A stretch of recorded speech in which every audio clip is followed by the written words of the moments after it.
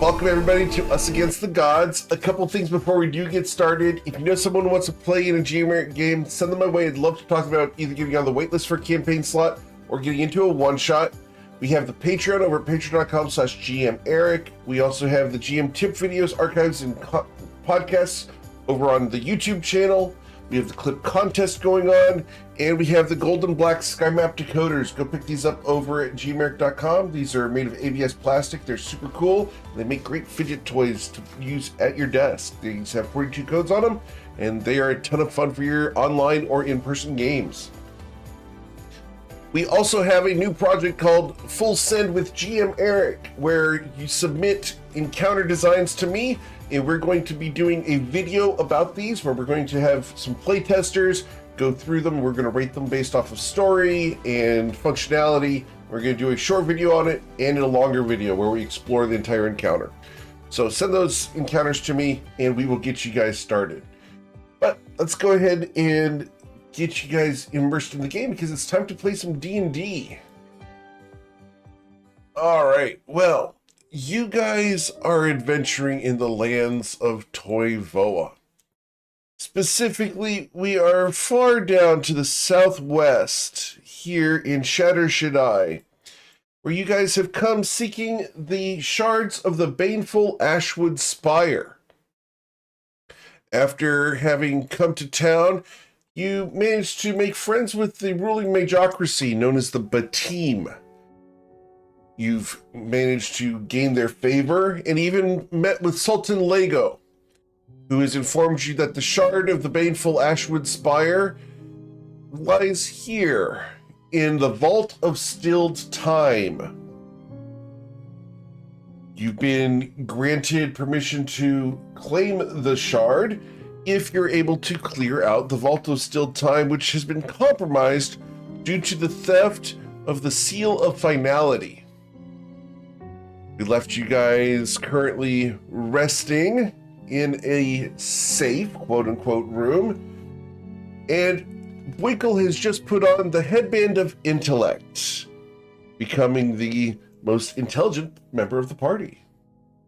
The question becomes, from here, what would you guys like to do? You became the most intelligent member of the party. We are really screwed. Well, I would say this. I'm the one who traded it off, which meant I was the most intelligent member of the party. I question that. Winkle goes over to Twilight and says, "How do you keep your brain from exploding?"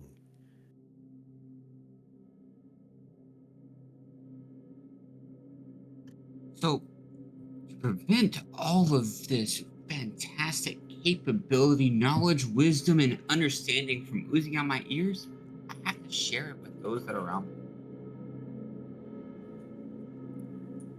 Well, Wow. I will be watching and learning. Outstanding. I knew you were a smart one. Wow. So, where's the next place we go? Well, we detected a defunct portal. North. Have it? You've been granted inspiration.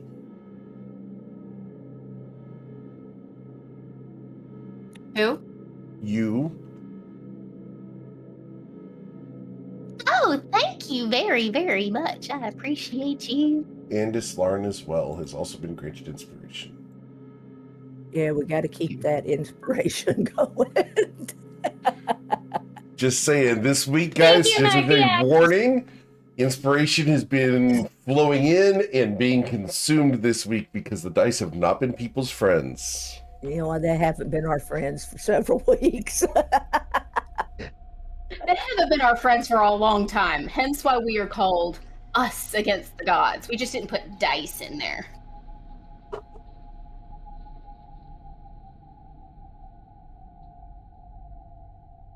Well, didn't we notice what was the word we used? An unused or a quiet portal up here to the north through this Correct. upper She door? did. Yes, an inactive portal was up here in the room. Yeah. Maybe we should go check out why that's there. And maybe we can deactivate it. I'm going to say the right word in a minute. Well, a deactive portal is in a non-active state. Yeah, but I'm just thinking maybe it'd be a good idea to make sure it stays non-active. You mean Have to close check it? it out at least and make Right. sure that Yeah. it needs to be reactivated. Yeah. We don't need something coming through from the Fey realm or some other place and attacking us from behind. So are you saying that we need to handle it like we did in the library? Sort of, yeah, pretty much. Hey, Blinkle, I got a good idea for you. It's a good idea, Fairy. Oh, God. I see you having issues with this torch and being able to use your weapons. I have a way to attach that torch to you to where you can keep your light source while you run around. I got a better idea. He could take 2 torches and attach one to each antler. Right, but you would need this glue that I have in order to do it properly. You're going And to all of a glue sudden is you it? just hear, It's a royal glue. You're going Really? to What touch kind of oh, glue is you it? hear, Think about this, Moose. Does anybody have any candles? We could do it with candles. Candles go out too easy. Moose sounds like I don't think I want to try this. I was just trying to free up your hands so you can maximize the use of your weapons, but I understand the reservation. I do understand also the sparks could get really close to your fur. You're the only one I want to touch my antlers.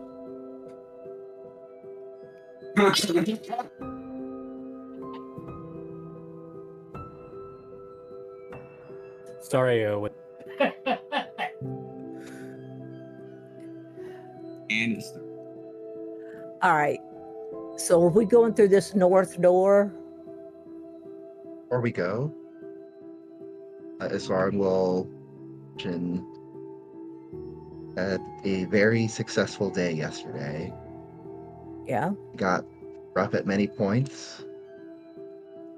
We always kept figuring out ways to survive and complete our objectives. If we can do the same today, we will, I don't want to say be through in no time, or that seems to tempt fate,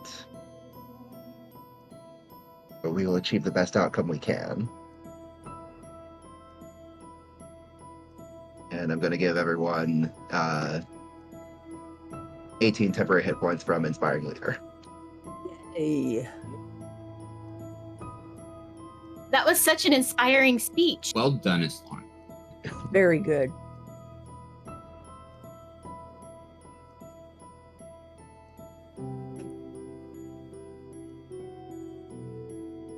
The moose turns and goes, "Thank you very much for that. That was inspiring." Watching all of you fight is what's inspiring.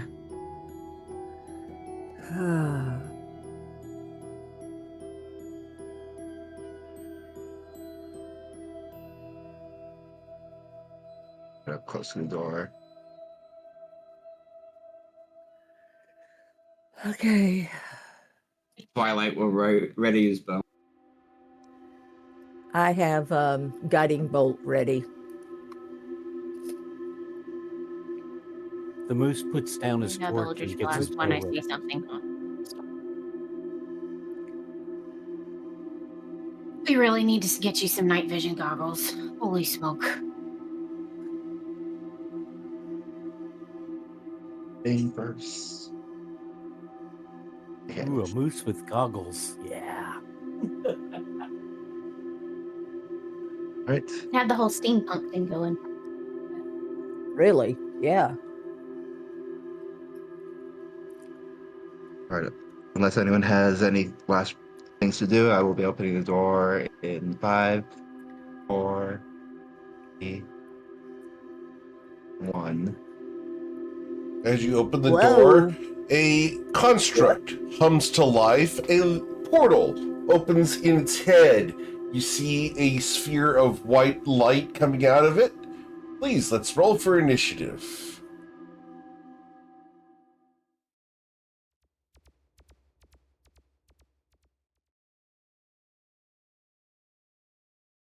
We're getting all of our bad rolls Everyone- out of the way now. Everyone I except hope. Awen's going to have +5 to this. Did mine Awen's not within 10 feet of me. Did you, yeah, yours is up there. You rolled 28. Okay. I did it again by accident. Sorry.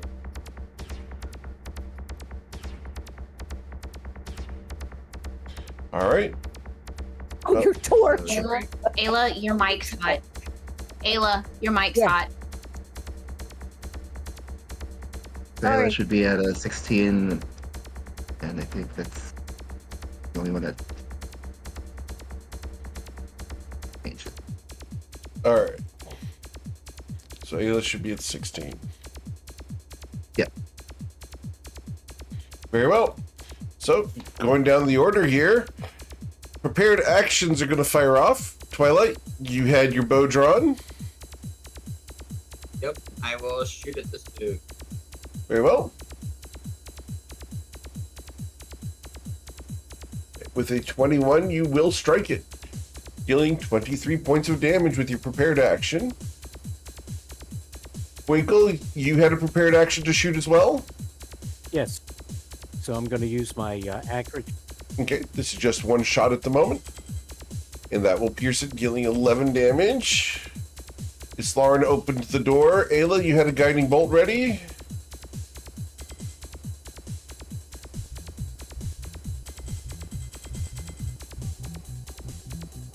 And that will strike it, dealing 18 points of radiant damage. And the next attack against it has advantage. Eowyn, did you have a prepared action?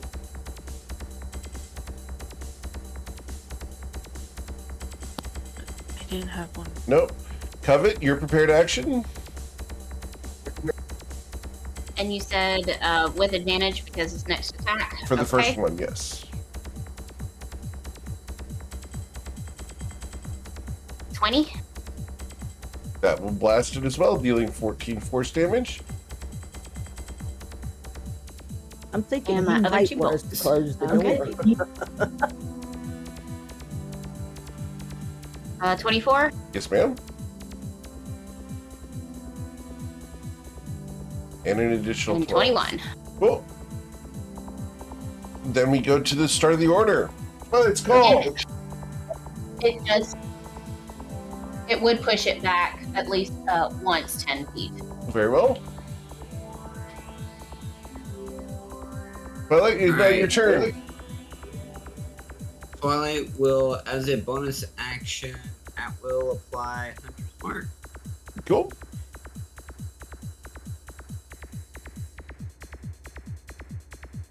And will take his 2 shots per shot. Certainly. That will And pierce it. second Excellent. Wow. All right, so you're going to deal 52 damage. Big shooting. And then we'll slide off to this side. Very well. Nice shooting, Tex. Winkle, what would you like to do, sir? Oh, I'm going to get him with the accurate long shot. Okay. With an 18, unfortunately, it pings off of this thing's armor. And then you critically strike it. And that's going to deal 17 plus 6, so 23 points of damage. Excellent. That's a big hit as the That's a arrow point. digs deep. And you have destroyed a construct. And we can exit initiative.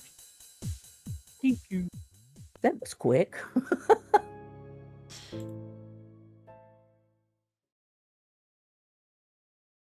That was a Oh. twinkle twinkle. As Lauren's jaw just dropped at that. It's not every day you guys can pull that off, but today apparently you guys are in the zone. Or at least the archers are. A good omen to start the day. Yeah. Oh, here. Or a very bad one. This is where I will remind you of the concept of yin and yang. Winkle, you're awesome, but you're standing on my foot. Can you please move over, 5 feet? Oh, Thank I'm you. sorry. I didn't see you there. You're such an itty bitty thing. I might be tiny, but I be mighty. Don't you forget it. As she looks around the room at the iconography, as she kind of limps around. You look around the room and you can see that there's a series of designs of mages talking about projects, arguing about some kind of experiment. There's a second scene where an automaton lies on a table. The third scene, lightning strikes the automaton. And in the fourth scene, the automaton is being wheeled in on a dolly into the Vault of Stilled Time. Twilight's wanting to investigate what was causing the portal and some of the other unique features of this company. Okay, let's roll your investigation check.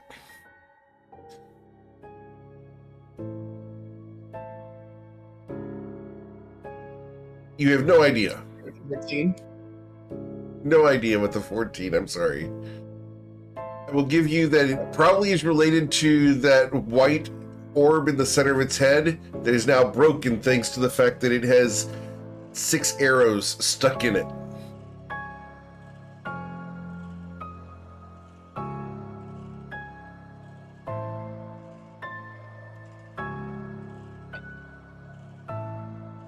Yeah, I'm not much better. Sorry, babe. You kind of, mutilated it. Okay. I'm going to get up here and I'm going to really look at this thing because it looks really strange. And I just rolled a 25 in investigation. Okay. As you check this entity out, it is a construct that is made of steel. It's rusted in a couple places. And in the center of where its head should be, there was a crystalline structure that looks like it's more polished than everything else. There's also some discoloration that looks iridescent in nature. Presumably, based off of the feedback that Twilight gave you that there was a portal in this area, this is where the portal had been. So, for all intents and purposes, we have destroyed that portal. You've destroyed the way that the portal could be accessed, yes. Yeah, okay. Which is what we wanted to do. Is there anything worth extracting from the automaton? About 800 pounds of steel. I can't carry that.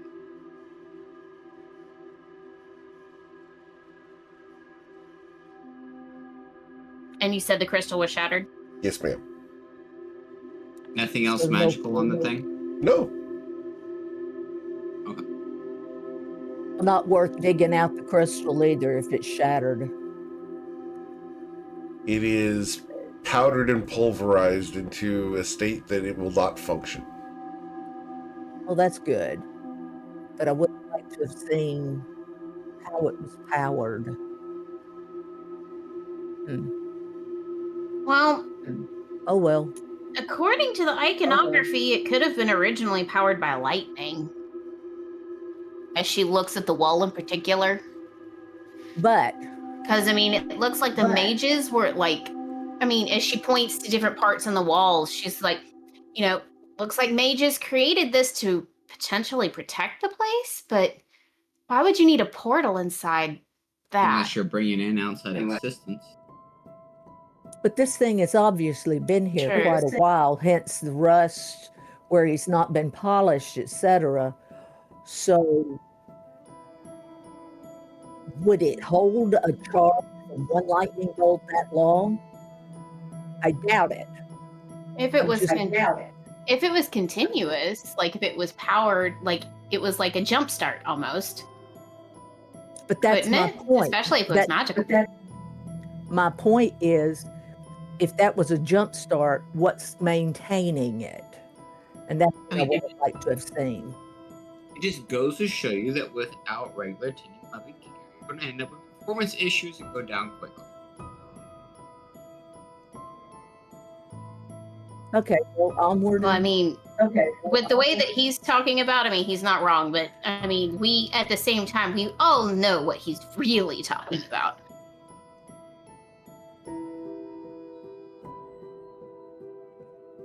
Work? So we're going to keep going? Right, exactly. Work. Right, that's what we're going to talk about. Work. Isn't that right, Aslar? Indeed. Twilight, do you think we should go this way, or should we investigate the ruins down here? Let's continue with the way that we're going for right now, and then we'll move down south.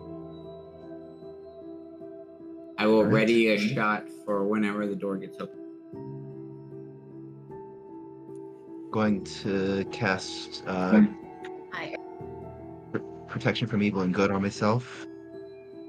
And before you, while you're doing that, I'm also going to open. I'm also going to prepare an Eldritch Blast. Sorry, please continue. And I'm preparing guided bolt. Yeah, I'm preparing a. I'm sorry for stepping all over you, Miss Lauren. Please go ahead. Oh, it's okay. Yeah, I was just gonna say, if I have my mental map correct from all of the divine senses yesterday, then there is a very large undead either in this next room or the one after that. Okay. Unless the rooms are significantly smaller up here, in which case there could be even more, but I am expecting that nature of trouble. Okay. Which is why I think we all have something prepared to fire. Yep. All right. Opening the door now. Okay. As you reach for the door is now able to be opened. I keep the doors locked just in case you guys accidentally click them. That's very fair. As you Oh, open the door, a chill blast of cold air rushes out, and I need you guys to please roll for initiative, as this thing is immune to being surprised. Click on your picture. Yes, ma'am. Oh, I'm telling Dad, he forgets sometimes. Well, at least I'm consistent on those initiative rolls. Consistency is cool.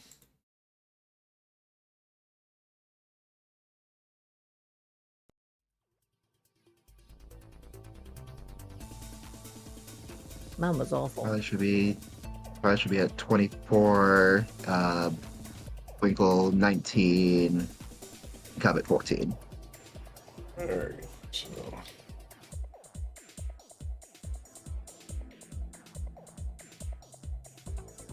Alright. You said Covet's supposed to be a 14. Alright, so we're good. Yeah, Covet got it. Alright. Cool. Alright, well, starting the order here without prepared actions because these things are immune to being surprised. Twilight, what would you like to do? So, Might as well get this started off properly. I'm gonna bring out a technique that has shown proper usage of poor performance. I cast slow over the 3 items that I see there. So on the 3 there, okay. Yeah, so this one that I see, this one that I see, and that one. Okay, cool. So the big guy, his wisdom saving throw is going to result in a 18. Because he has magical resistance. The little I'm guy going there. to silvery barbs him Okay, and give myself a 20. very well. All right. So his silvery barbs roll is going to result in 21. He will not be slowed. Then we are going to go to this entity up here. Its wisdom saving throw is going to result in a 14. It will be slowed. And then this one up here, its wisdom saving throw will be a 16. It will also be slow. 2 out of 3 is not bad. Yeah, as a bonus action, I will activate my animated shield. Okay. And then we'll step off into this. Cool. Then we go to this entity that is not slowed. And we are going to fly in. As we fly towards here, would you like to take your opportunity attack, Islar, as I move into your reach?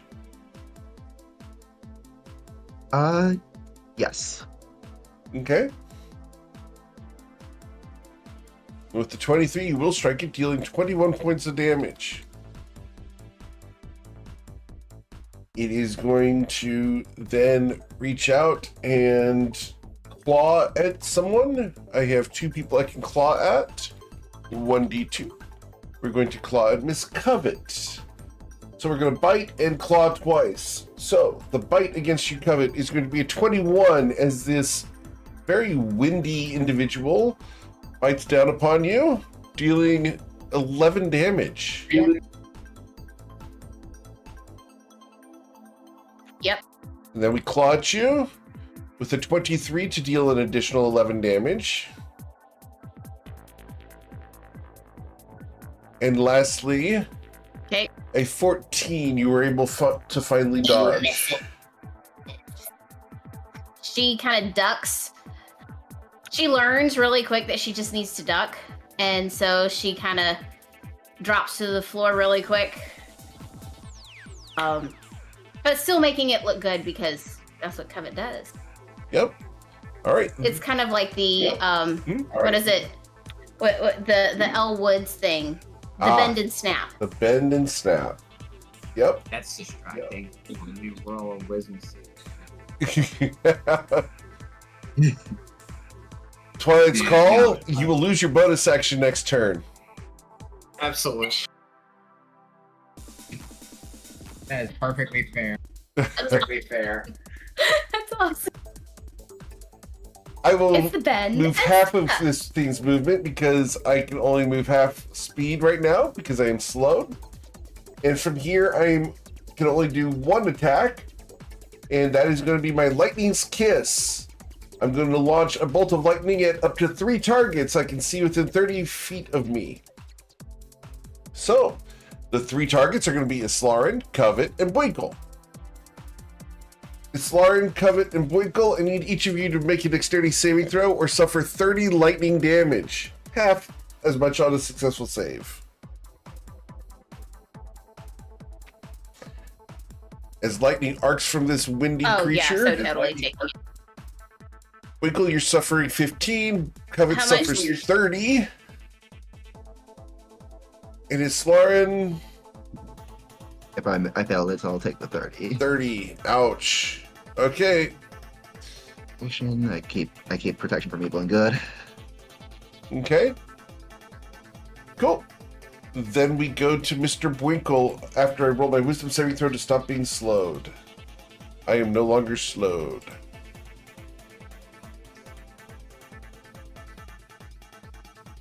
So that was at the end of his turn? Correct. Okay.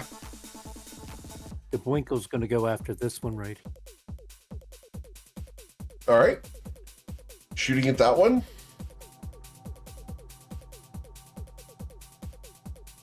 The 32, you will pierce it, dealing 16 damage. Arrow catches part of it, and the second arrow tears even more away. The third arrow is yet another critical strike. This is going to deal 23 points of damage as that magical arrow tears through this spectral entity.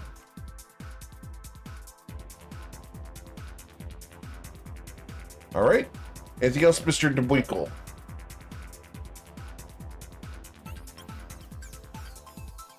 No, I'll just stay right where I am. Very well. As he has learned from being a husband for a very long time, if it ain't broke, don't fix it. We go to covet.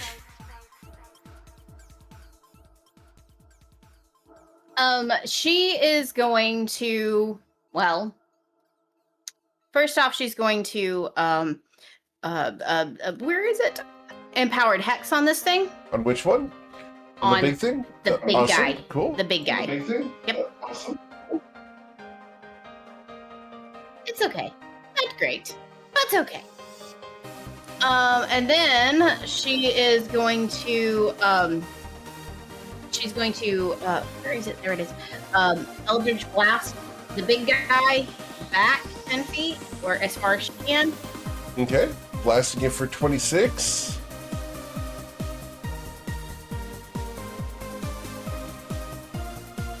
Totally missing it as a warning shot because she wants to look amazing. She's like, okay, she's like, you know what? I'm giving you a warning.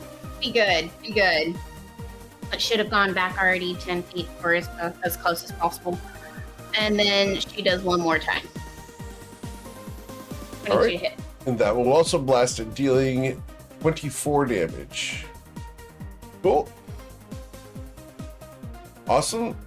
Anything else coming? That is all All I right. can do at the moment Damn because it. I've used my action and my bonus action. So What would you like to do, Awen? press that button, Aowen. They are on their phone for Discord right now. Oh, so- no. Oh, no. Yeah, their Wi-Fi's kind of funky.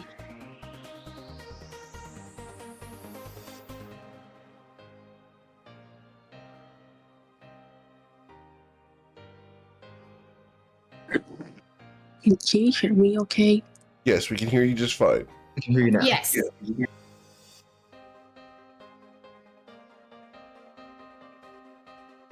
I want to try getting on this one, Okay. but my character sheet isn't loading.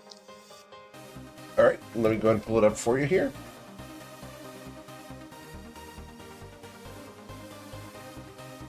Are you away from your computer today?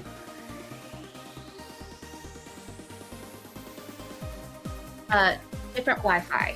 Different Wi-Fi. Understood. So, AON. Here we go. And like your mouse is horrible. Sorry. All right. You want to do a guiding bolt? Yeah. All right. So, guiding bolt. First level guiding bolt. Pow. It's going to be a 17 to strike it.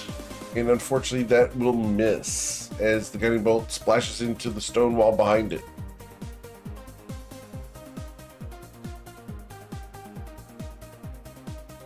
All right. Anything else, Awen? Any movement you'd like to do?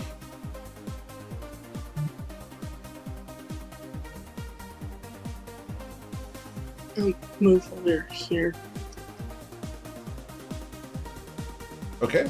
Right here. Cool. As you move up next to this windy creature, we go to a Slarin. Right. I will strike at the elemental right here.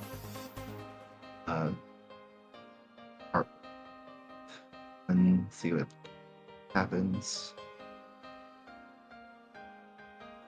All right, with an 18 to strike that thing, you do hit it, dealing 17 damage. All right, then I'll take the rest of my strikes. Sure. And that's not going to hit. That will not, no. And Nor will that. no, I don't think that will either. Oof. I should have done better stretches in the morning. Mm-hmm. I know a Musatar who's very good at stretching his mental muscles. All right. Then anything else is learned? Any movement? I think this is the best spot to be in right now. All right. I'm glad you consider that so. This individual is going to fire off its lightning kiss and is going to target Islarin, Covet, and Eowyn. I need each of the one action. Yep, that's the one action. The dexterity saving throw. So Islarin's going to suffer 16. Covet. He's going to suffer 32 damage.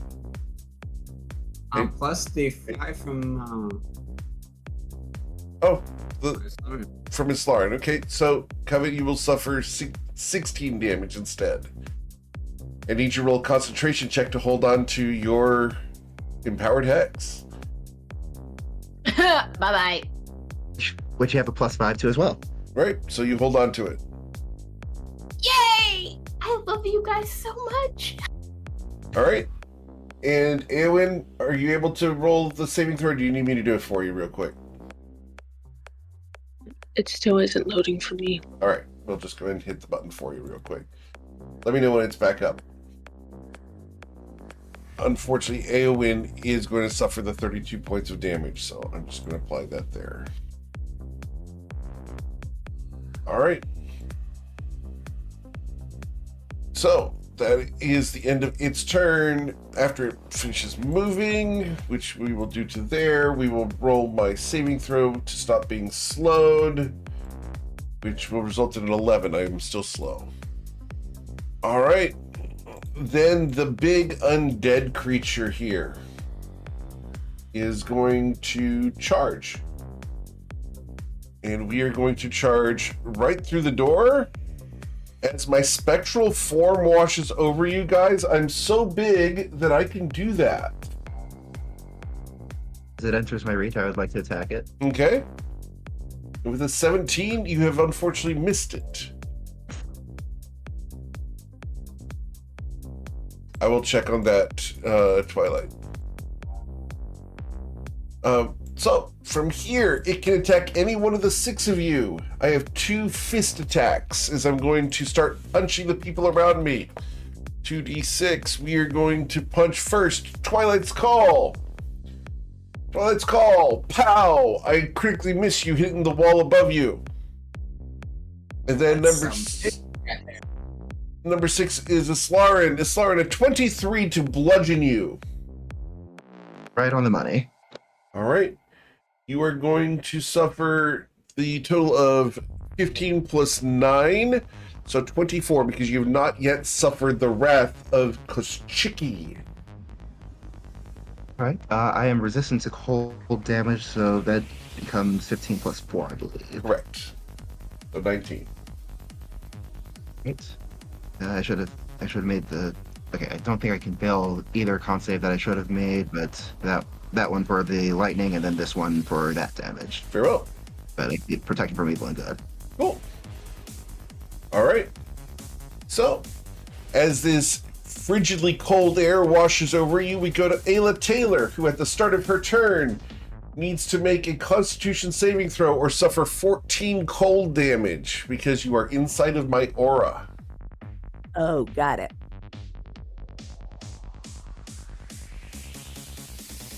All right. You will resist that and take no damage this turn. What would you like to do, Ayla?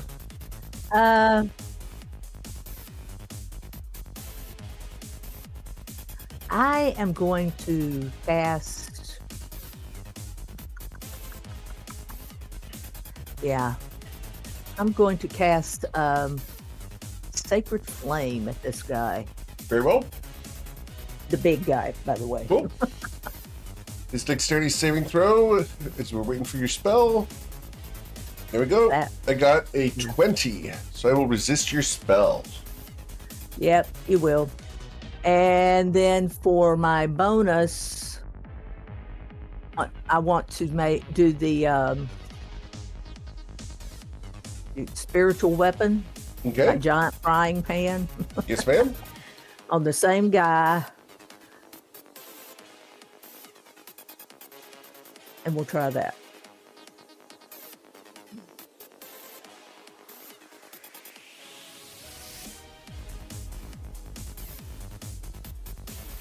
And with a 30, the spiritual weapon does strike it and deals 11 force damage to it. Yeah, every little bit helps. Absolutely. So then I'm going to step back to this other corner. All right. As you move away, I am going to reach out and try to do a opportunity attack on you, and I will critically miss you. Yes, correct. As I whiff completely, I twist my ankle a little bit. Fight Light's Call. At the start of your turn, you are in the chilling aura. You need a Constitution saving throw. You will suffer 13 cold damage, sir. I will suffer 13 cold damage. I will slide around. I need a this Constitution guy. saving throw to hold on to your slow. Okay. There you go. All right.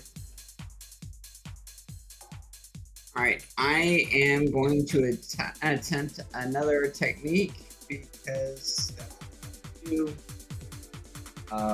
What I'm wanting to do though is to make sure that this thing doesn't hit. It is a 20-foot thing. I'm wanting to do it at such a point that it doesn't hit its arms, but it hits all of these. Unfortunately, there's no space that you're going to be able to do that. Not right there. No, because we don't measure diagonally like that. It's either, yeah, you measure from a point. Yeah, so you have to snap to corner, and we measure either vertically or horizontally. Yeah. Because there's only 15 feet between this spot and the wall, there is no point that you can choose that will not hit Islarin and hit these two. So you can hit Islarin, that's fine, and get all four of them. Lauren, roll well, and I'll bring out the technique of muddled thoughts. All right. So that's synaptic static. cool. So my three little guys, it's an intelligence saving throw. 1, 2, 3. They will all. Oh. No, one of them saves, so synaptic static will affect this one here, and it will suffer the full 36 psychic damage. This one saves and suffers half, so 18. This one suffers the full 36 and has synaptic static on it. And then the big guy there, his intelligence saving throw, it's going to be a 4. He will also be afflicted with the synaptic static. Best part about synaptic static is that it does not have concentration. Correct.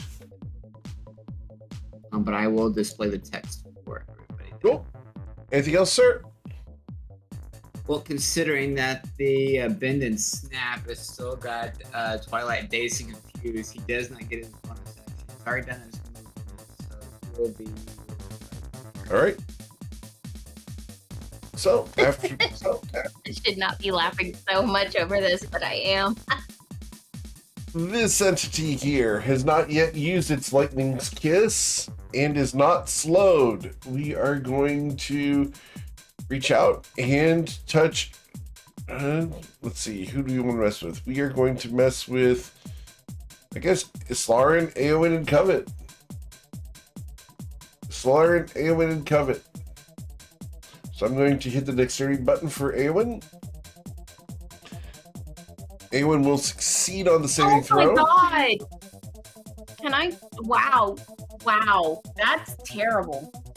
So Eowyn suffered 12 damage. Islarin, you will also suffer 12 damage. And Covet, you're going to suffer 25 lightning damage. Unless you want to use that inspiration of yours.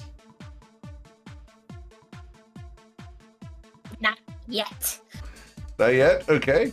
So I need a Constitution saving throw to hold on to the Empowered Hex. Still 10. I'm fine. Okay. Cool.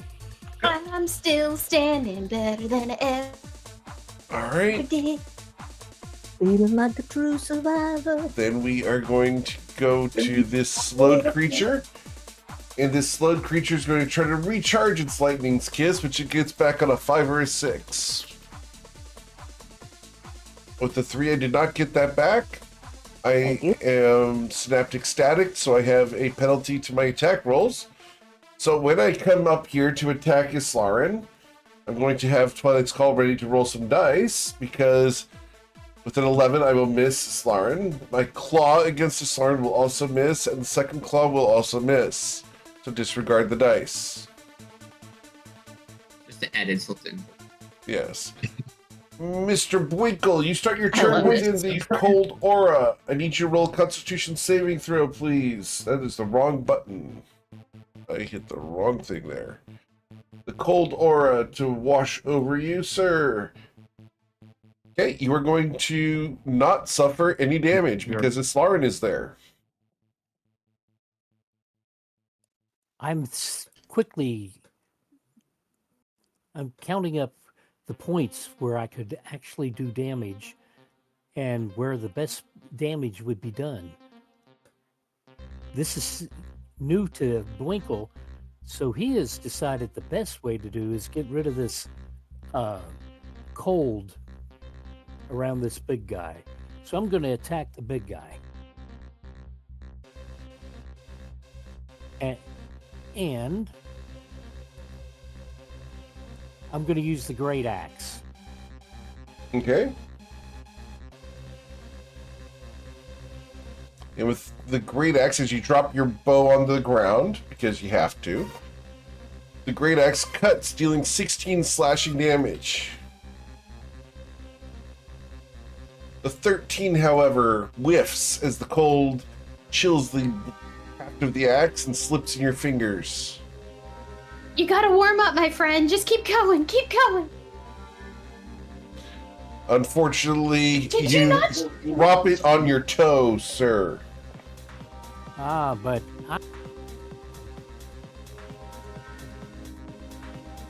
never mind. No? Nope, that's it. Okay. Miss Covet. She was just like, oh, snap. Okay, if I step back, GM, is that like to here? Is that still within his grip? You know, am I still like right next to him? No, you know, I'm not looking for an opportunity attack or anything like that. I know he's still going to have it because I'm right here, but you moving could. away. You is would that still gonna be a with. problem? You would still be fine from the big guy, but not from this little one over here. Here. Okay. Okay. All right. So she's not going to move. All Okay. right. So But at the start of your turn, there's a you lot are in going the on chilling and I aura. can't see well. Okay.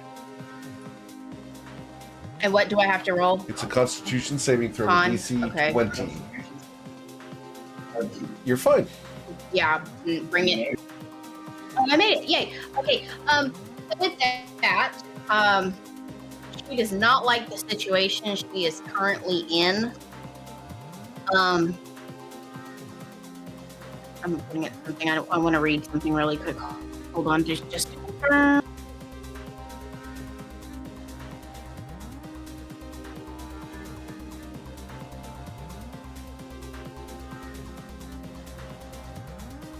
Okay, so she's actually going to drop the hex. Okay. and cast Spirit Shroud Okay. instead. Cool. What's the worst that could happen? So there's that. Don't say that. You And want that, it's or going to you want be, the Spirit I Shroud or want to make Sickening sure. Radiance? You got Sickening Radiance there. Oh my gosh, I'm so glad that you did that. Okay. Yeah,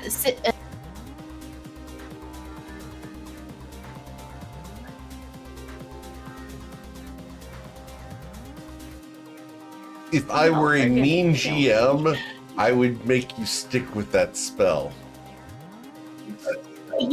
no, and I'm trying to play fair at the same time, I know. and that is not what I meant to cast at And all. it's not what you said. Um, If I were a mean GM, I would royally screw the party over right now. okay, so guys, are you okay with me not doing Sickening Radiance because I Yes, he pressed says the wrong button? Are yes. you It's a okay with misclick. Yeah, Spirit go Shroud? ahead. Go ahead. It's a misclick. Okay. You're fine. All right, I'm just Okay. I'm just being pedantic.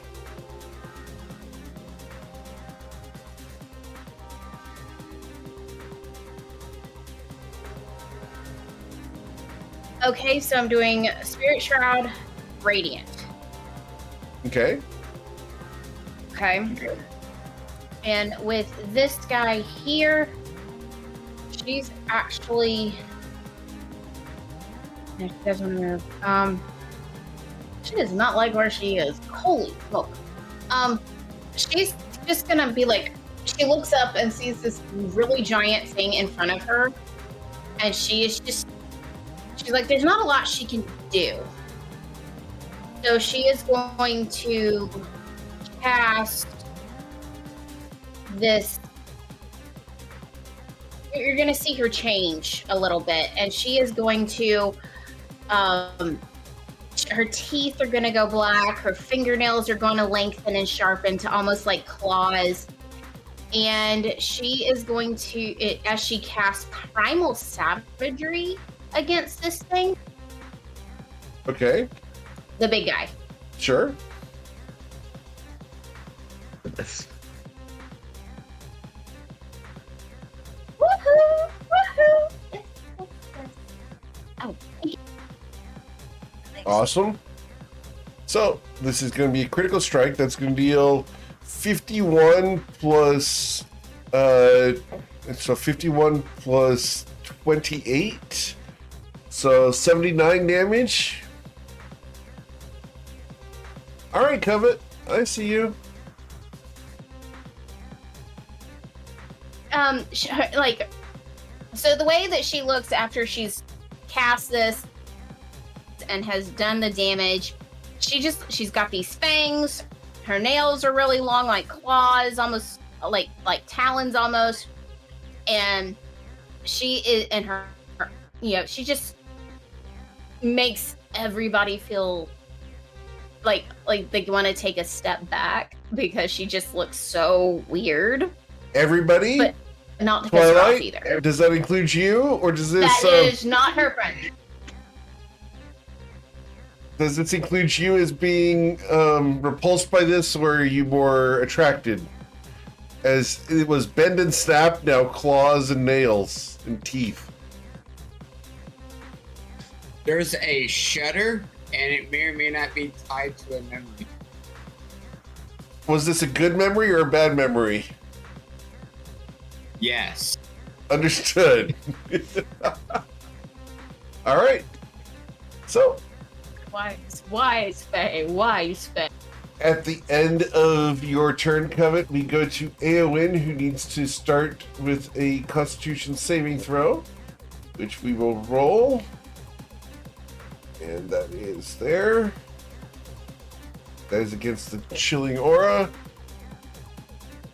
So, you are going to suffer 2 points of cold damage, Eowyn.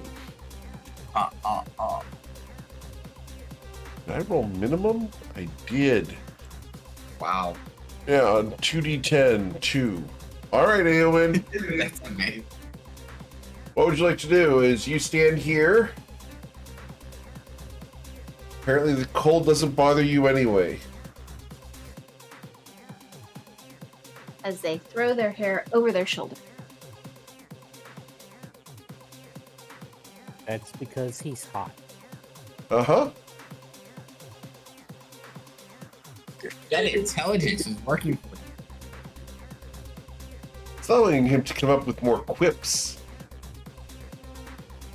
What's the plan, Eowyn?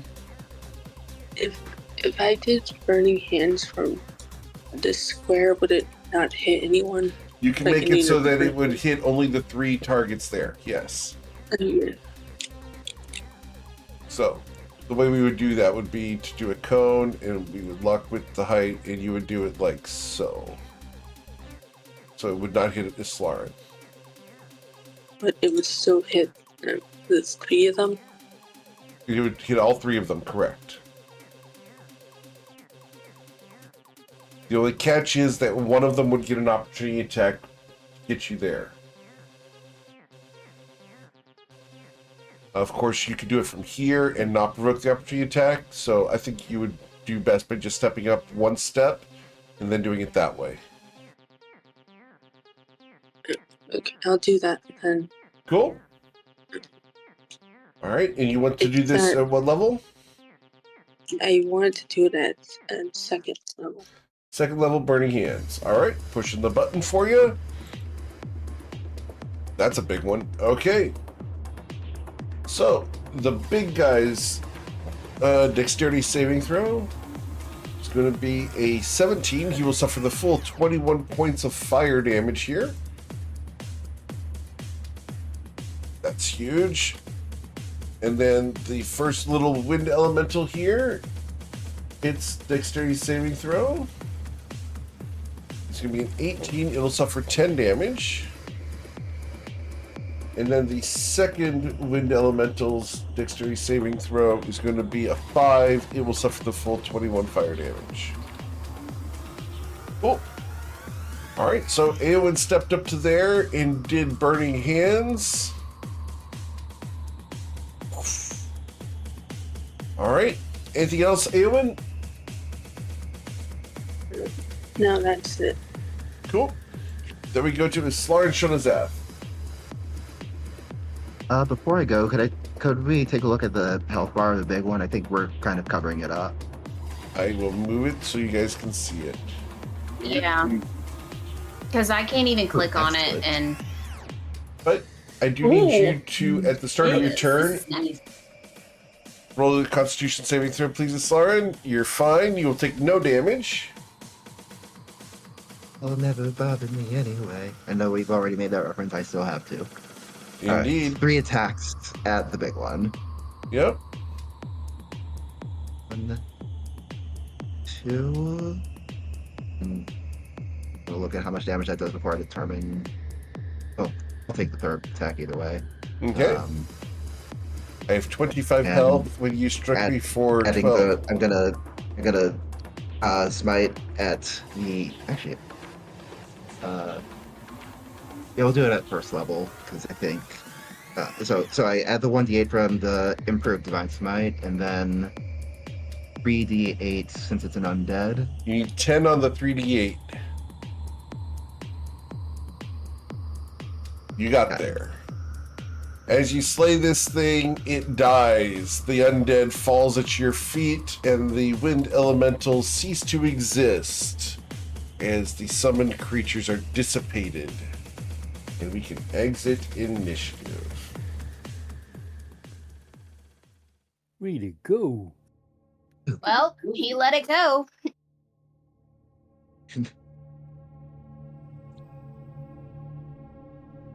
We do not believe in a that philosophy point, of Covet- steal, don't feel. Wow. At that point, Covet just walks over to Twilight and says, I need a hug. I'm cold. The cold bothers We'll me. warm her up. We don't have time for that, Twilight. I just want a hug. I want a hug. I have extra moose hair. Of course. Nope. And he No, hugs no. me. And she's got like the bear hug like of the group. Because she not only is she being hugged by Twilight, she's being hugged by Winkle. And so she's like she can't move, and I'm assuming she's been picked up a little bit as well because it's the moose, and her feet are dangling on the ground, off the ground, and she's like, "Oh, this is great! I'm feeling a lot warmer. But I can't breathe." It's enough. Can you put me down? Winkle drops. Oh,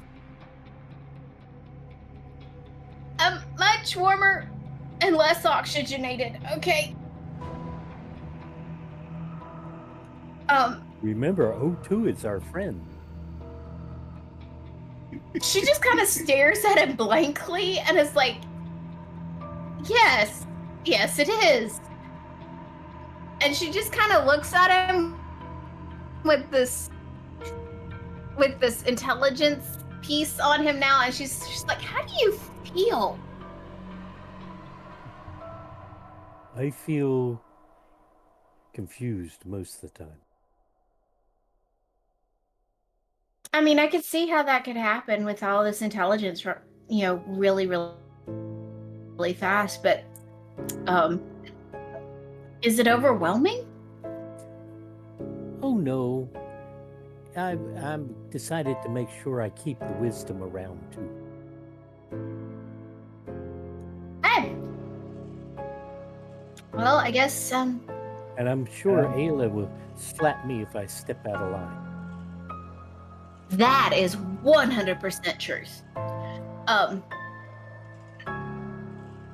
That being said, How's the self-reflection going?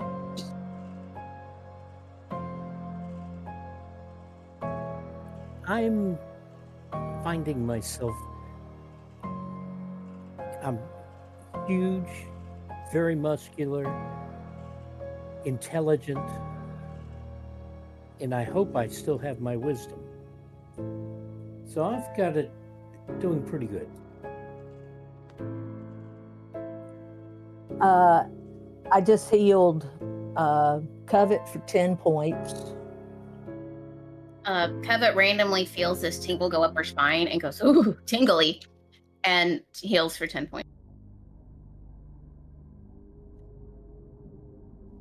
She's assuming that was Ayla. She says, thanks, Ayla. Heals Eowyn for 14 points. She leans over to Twilight and says, at least she didn't say Mufasa. And then I go back over to Covet and I Mufasa. Ooh, it's tingly. Twilight sighs. Y'all is weird. Mufasa. That don't you remember from the Lion King? When the hyenas say that real fast and then they shiver. Yes. Hyenas talk? They do in the Lion King. What is this Lion King you speak of? Covet decides to inspect this giant thing here that we just killed. This Okay. giant undead. Yeah, she's gonna investigate. We're gonna see how well she rolls. Which is nada. Hey, Twilight! This thing is cold.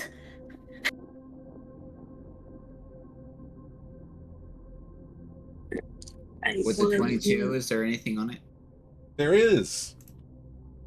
There is a white rose embedded in its chest.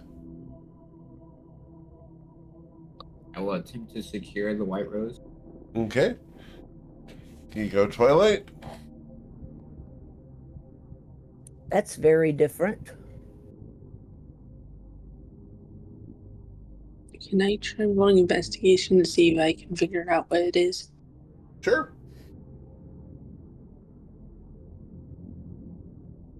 I'll hit the button for you here. Investigation. With a 10, you are unable to determine what that is. It's okay. I can't either. Well, All I know is that it's cold and it's Covet was right. Right, it's cold.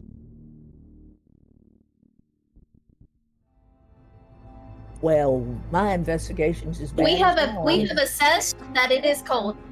We have assessed that this thing is cold. Yep, that's about all we've assessed. So Covet watches as Twilight tucks a white rose behind his ear. Twilight. He looks purty. D-U-R-D-Y.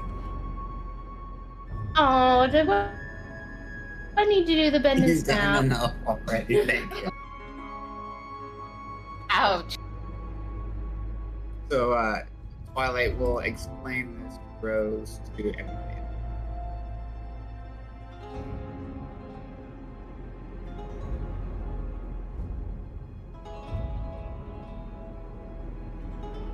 Ooh, what a nice little trick.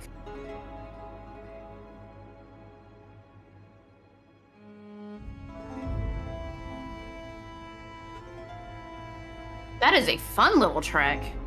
That's nice. Wow. But you have to be careful You can lose it. because you can destroy the rose.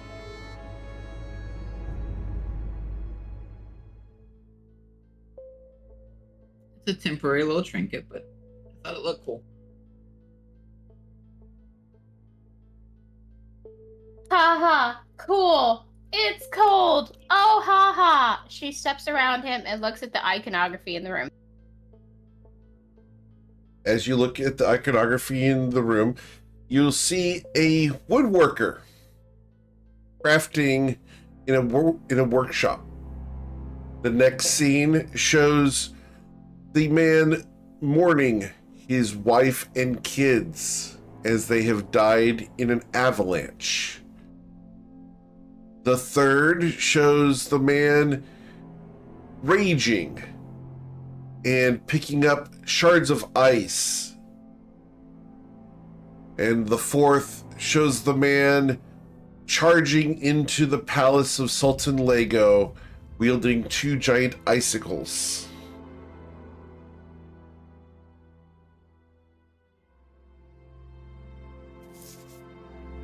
Hey, How guys. sad. I think his sorrow drove him Guys. nuts.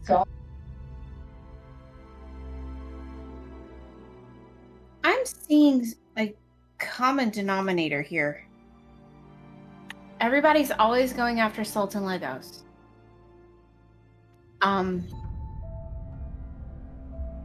Why? And usually Why? it's usually after something major has happened.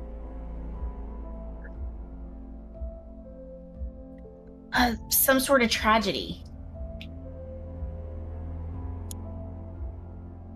Could he be orchestrating all these tragedies? It's a good question. And if so, are we just pawns? Many lash out at those they see as being in power or events that were not in anyone's control.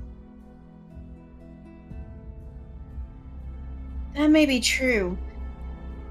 There's too many things here that just make me It does Question. make you wonder. We've also seen Use several guns. that were just people attacking civilians at random. That is not wrong, and I do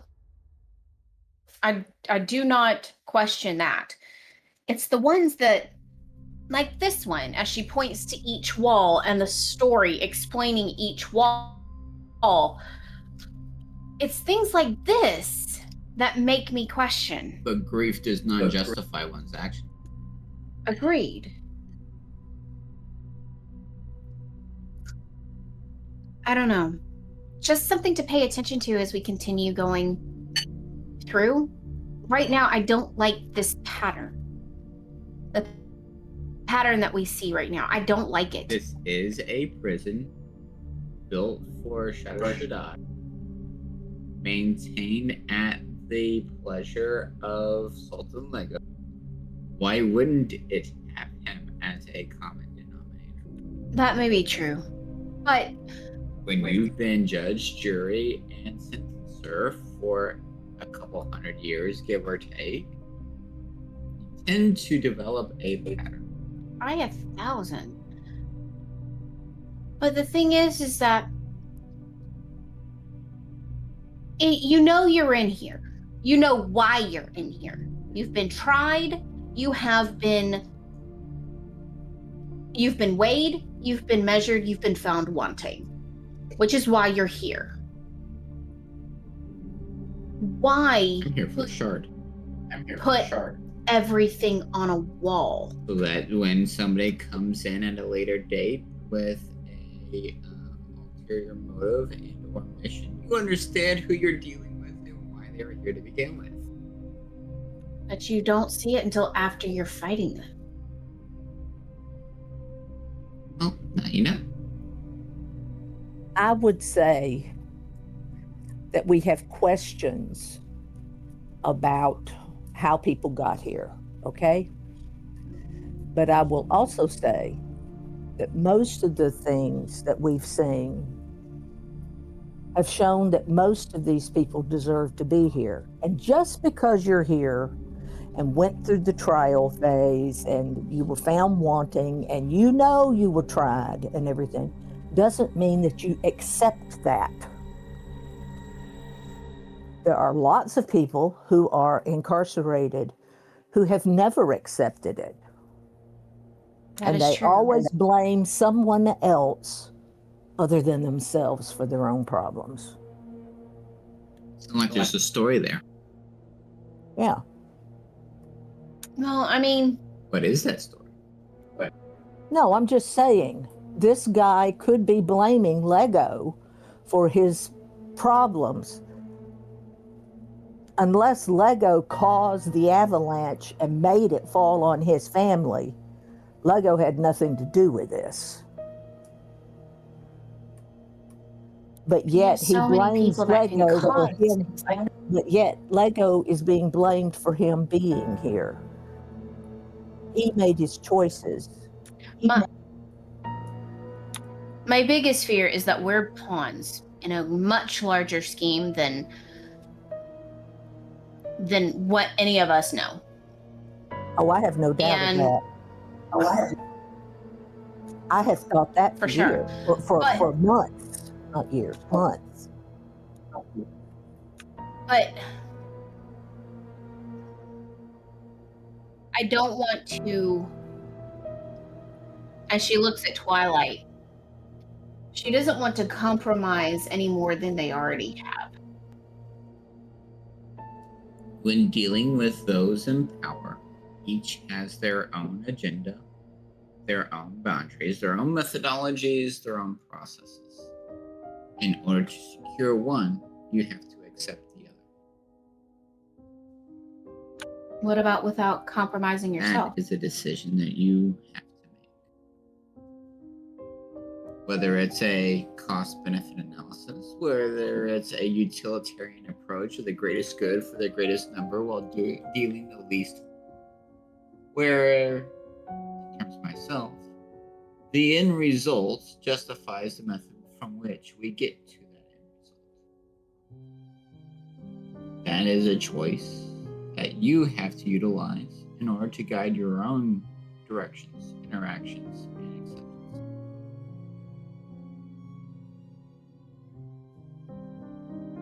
And she's like, but we're on the same path, at least right now. And I want to stay on that same path. We've chosen to go after the shard. We know that this place has been compromised because of choices other people have made. We understand from the iconography on all the walls that each one of these made choices, right, wrong, or indifferent. They stand between us and our desired end state. So ultimately, we need to deal with the necromancer and send him to his final death. Just not necessarily final afterlife. And As long as we achieve the shard. Each one of these made their choice. Each one of these suffered the consequences. And each one of these stand as an impasse between us and our desired objectives. do you really Absolutely. believe that? And maybe some loot along the way. And there's a Twilight I know. She smiles, but also she takes his hand and she's just like, you haven't led me astray. I know that you are right. I just, until I see it for myself, I'm always going to hold back just a I'm little gonna bit. need you to know that. repeat that phrase real quick. Oh, hell no. You have enough witnesses. Good luck. Witnesses to what? Did he say something? There's a door. There's another Indeed, I've door. been Which standing by door this is door open for now? several minutes. Yeah, really. Well, I'm Flooding sorry. already as shot. I'm sorry, Twilight. I kind of nodded so is off that because door you don't know open? I know it. Wow. She just kind of stalks past and like does the whole shoulder bump next to Ayla go after she says this and says, so is that door open yet or not? Like already. So Haven't opened it yet. I figured wait for everyone to be in position. Well, can we get out of here so we don't have to She listen prepares- to Twilight? She prepares her Eldritch Blast for something hostile. Yeah, and I've got the guiding bolt ready. And I got a accurate shot. We should expect a fiend in this room. My Just like inclination every is other that it's... Well, you remember the first time that we fought elementals such as the ones we fought in the previous room? Right. They were accompanied by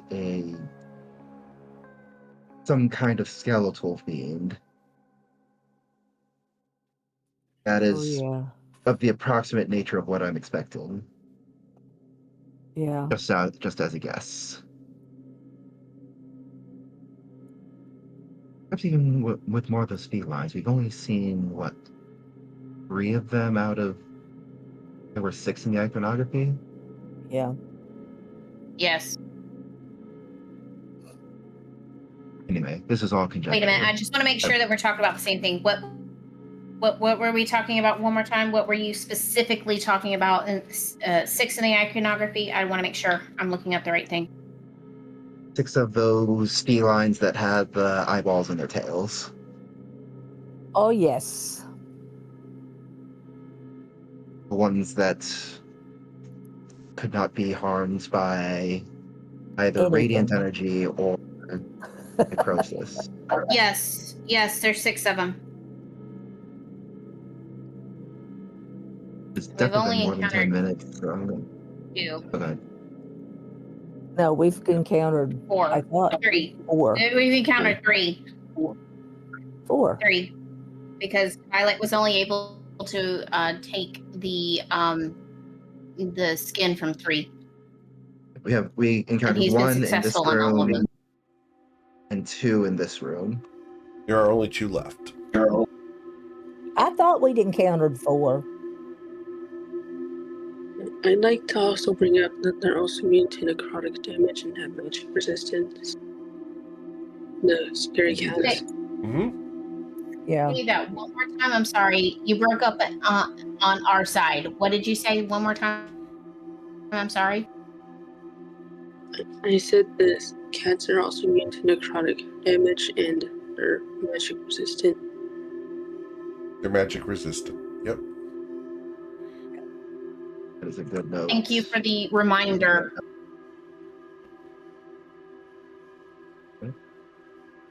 Definitely been more than 10 minutes. I'm going to recast Protection from Evil and Good on myself. Sure.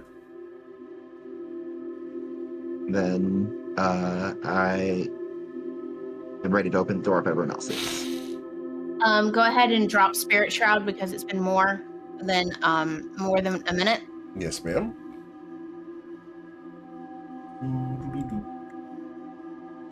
Thank you.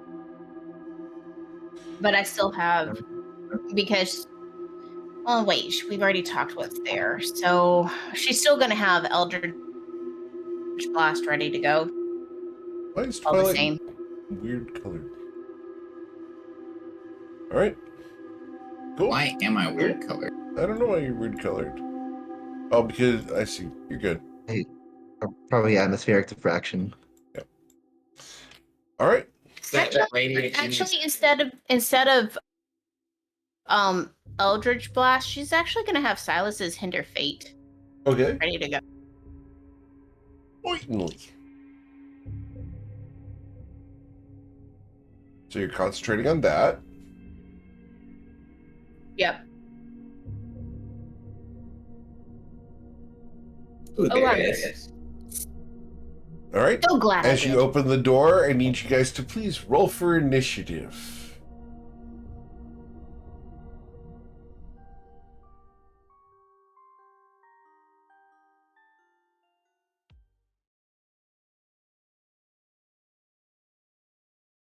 I'm getting rid of all my bad rolls on initiative. I'm fine with that. I have rolled 14, including the help that Islarn gives me for the last 3 initiative. I am not kidding. Yep. All right. So Winkle is within the aura and goes to a 22. Covet goes to a 14. Twilight, he's not in the aura. Eowyn goes to 16, correct? Or we need to roll for Eowyn's initiative. Eowyn's initiative is going to be a 26. Yep. All right. And Ayla goes to a 9. Cool. All right, Eowyn, you get to start up. What would you like to do?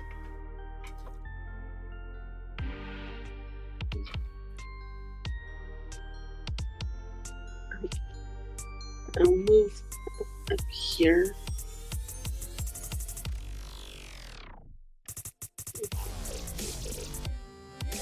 I don't see what we're supposed to be fighting. Okay. You want to move forward? They're on either side of the flank of the room.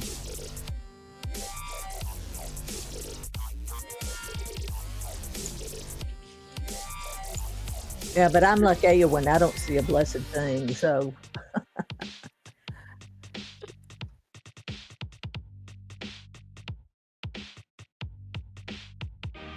Um,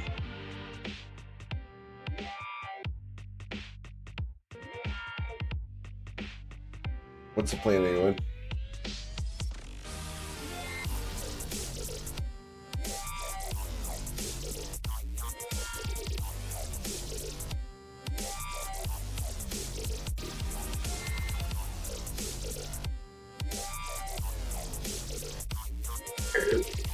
I think it was just stay back here. Like, Okay. all my spells are fire related, so I'm not sure what to do. All right. Do you want to do? Let's see. What do you have that you can do? Sacred Flame is radiant damage. If you'd like to do that, that does radiant damage.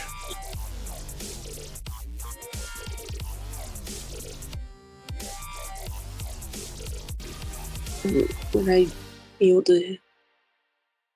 I should be able to hit this one, right? Yes. I'll do Sacred Flame then. Very well. So, its dexterity saving throw to avoid that. We're going to see it got a 6, so it will suffer 12 radiant damage. Cool. As your spell takes hold, the radiant fires come down from the heavens and burn it. Then we go from Eowyn, unless you want to move back, to Mr. Winkle. I want to get the guy on. Am Okay. As you draw your heavy bow, the taut string creaks under your massive muscles.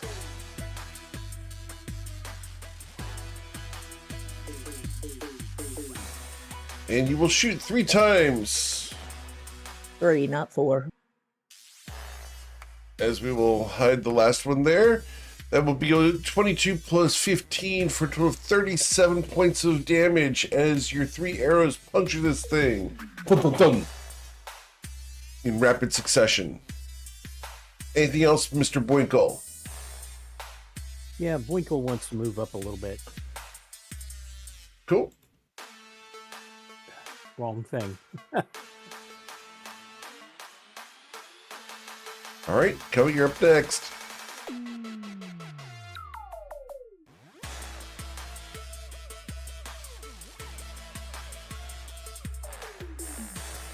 All right, so as Boinkle moves, we go to Miss Covet.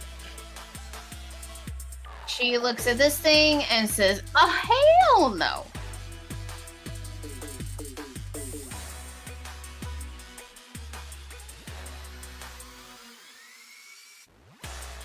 Wait a minute. I want to make sure that I want to be fair. Okay, he's in range, and she's going to do a powered hex on that, Very well. which is decent. And then she is going to Eldritch Blast him. It's a warning shot. Okay. And then she's going to do it again. Yeah. As you warn him again, this time you warn him 23 more to hit? impactfully, dealing 22 points of damage with the second blast. The third blast, please. And the final blast with a 22. The blast dealing 15 damage is the force. Oh, 15 plus 14, so 29 damage. As your Eldritch Blast rocks this fiend, its carapace begins to shatter. It's got cracks through it where you can see the black blood pouring out of it. Anything else, Miss Covet? No? Violet, you're up next. Sorry, I'm pressing the wrong button. With that, she shrinks behind Islorn and says, "Protect me." And she looks around Islorn and yells at this one, "Die!" And then hides behind Islorn again. Okay. As you pull a Grogu, we go to Twilight's Call.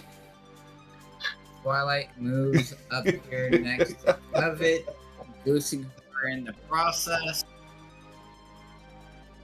Will apply Hunter's Mark to this fiend, and we'll take his 2 shots. Sure.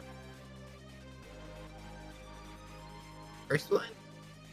The first one catches it, dealing 25 damage as the And arrow second punches one. it. The second I don't think that bounces does off of its head and hits the ceiling, shattering the tip of your arrow. Yeah, that's not good. That's She not good. she swats his hand a little bit and says, "Stop goosing me and pay attention Yes. to what you're doing." And we'll move up here. All right. As she actively messes with your aim by swatting your hand, this entity is going to move to here, where we are going to attack one of the 3 people within reach. You wish to take your opportunity attack, Islaren? I only have a 5-foot reach. Very well. So 1d3. Who am I going to mess with? I'm going to reach out and we're going to mess with Twilight's Call.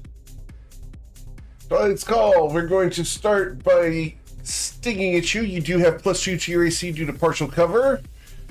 However, 27, this tail snakes around the corner and stabs you, dealing 29 damage. Yeah, that hits. Need a Constitution saving throw of Nobody DC messes 14, or you're going to lose Hunter's Mark.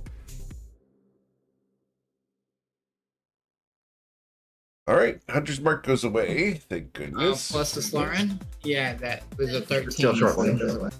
Short by 1. and then I'm going to claw at you with 2 claws. The first claw attack will be a critical strike against you, sir. I will silvery barbs. You want to silvery barbs it? Very well. Who would you like to grant your D20 to? We're going to give it to All right.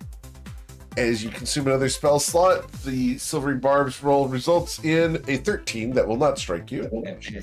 The second claw attack will critically miss you as well. Then we have a second fun individual who is going to step to here. And they Did it will step through the square?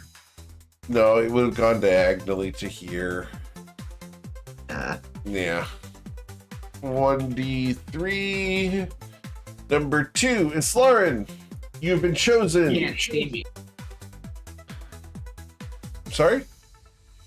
It can't see me.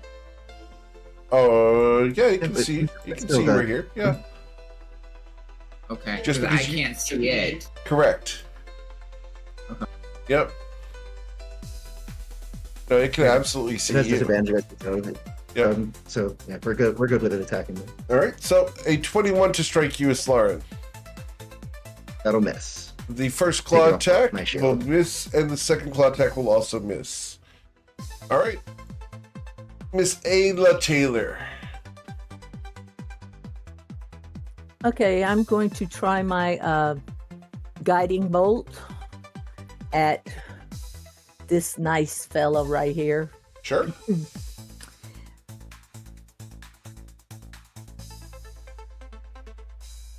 Why did it do With it a critical twice? strike. Awesome.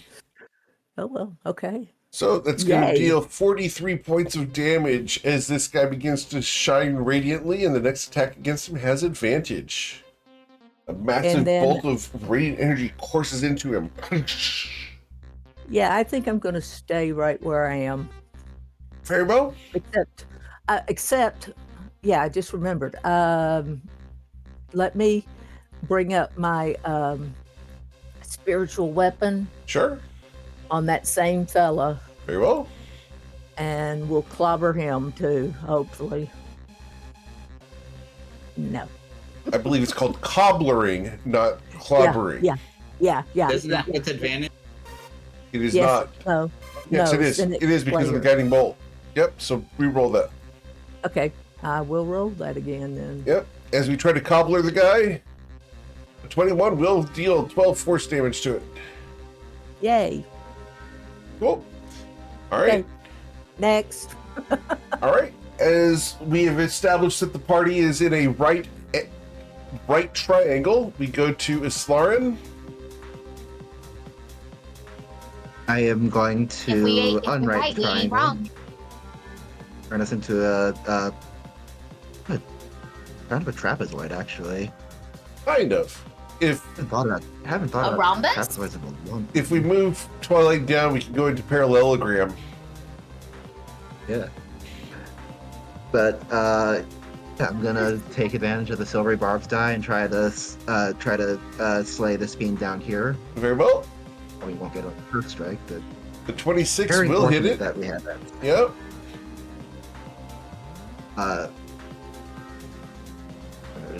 Okay, second swing.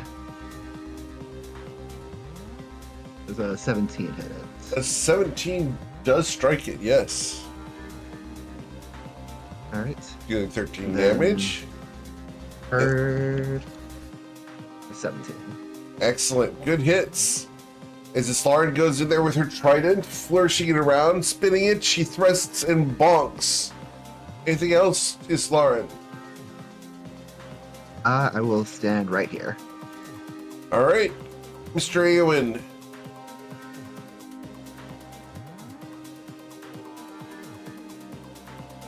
Since this one is practically dead, I'm gonna use Guiding Bolt. Sacred Flame again? Guiding Bolt. Oh, Guiding Bolt. Understood. What level Guiding Bolt did you want to use? First level, second? First level. First level Guiding Bolt. All right. Pushing the button. A 26 blasts it, dealing 19 damage and destroying it.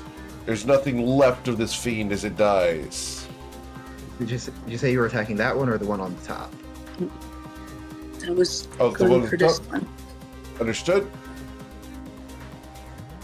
So, dealing 19 damage to the one on the top. Got it.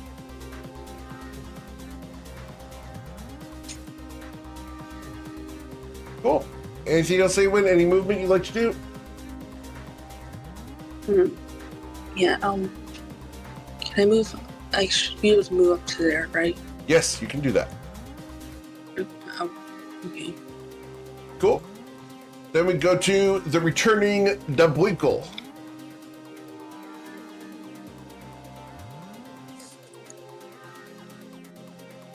What are we doing, Dubwinkle?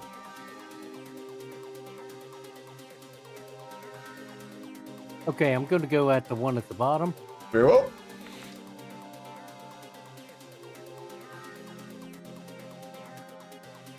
All right. Your first shot goes towards this one, and you will kill it. Yay! As you shoot a second arrow into the dead body, do you want to shoot at the other one now? Yeah, let's do the other one. Okay, the third arrow.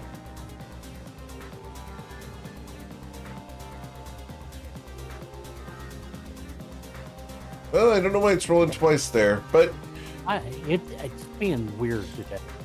make sure you don't have 2 copies of Roll20 or 2 copies of D&D Beyond open. But you will hit it, dealing 10 damage. Cool. Awesome. Any movement you like to do, or are you going to stand here like a turret? I just stand there, Very well. looking magnificent.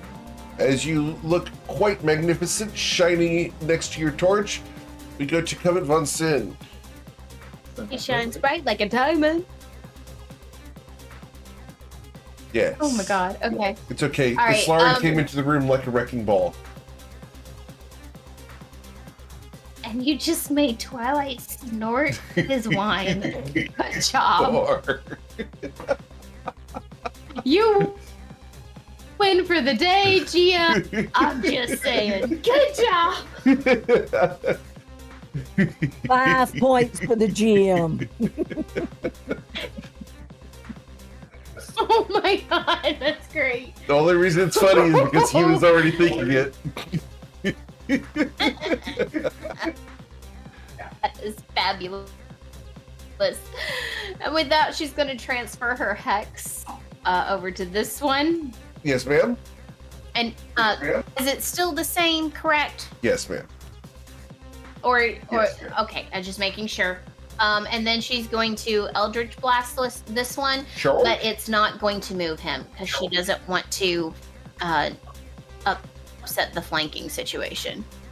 Oh yes! Very well. This is a big one. So that's going to deal 28 plus 30. So 58 damage from their first blast. Your second blast, Miss Covid. Oh wait! Hold up! Before you take into account of that one, I'm actually going to be able to use this hack. Because of Soul Render, she's actually going to use this properly. She is going to do the Soul Render 2-hit die plus crit. So she's going to do that. 7. Okay. What's this from? What's it do? Soul Render. Okay. I burned her 2-hit die. Mhm. And what rolls here Okay. is what Soul Render does. Oh, so it adds I will to the blink critical. Soul Awesome. Render. Yes, it does. Dealing an additional 23 damage on the critical strike damage. Cool. Yes. So, All right. So that was so what, the 16, 74? does that one hit? Yes, 74. A 16 does not. Unfortunately, you were so Okay. excited from your first critical strike that your second shot flew wide. She's jumping and all excited, and then she's like, I got another shot. Settle down, Covet, so you can get that third shot. And that will There you catch go. Third it, shot. dealing 27 Good points shot. of damage, thanks to your empowered hex. All right, Miss Covet, anything else? She looks at everybody kind of impishly because that's the first time she's ever used that on a crit. She could have used it on the last fight, but she realized that she could this time, and just kind of like, I can do it. End scene. Okay. So, after Covet, we go to Twilight's Call. Twilight's Call is amazed that his wife just pumped out almost 100 points of damage. Still in disbelief. Will I bonus think she did action 102 if I did my math right. With the cantrip. Will, yeah. Will bonus action at will Hunter's Mark this dude and will take some. Okay. As you transfer It's your Hunter's Mark to this goals. Bone Devil. Oof. He's still distracted by his wife bouncing around. Need a wisdom saving throw, please, Twilight? Of course. Just barely. Okay, you're good.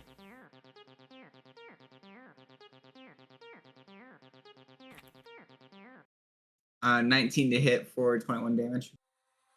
Okay. 21 damage. Yes, sir.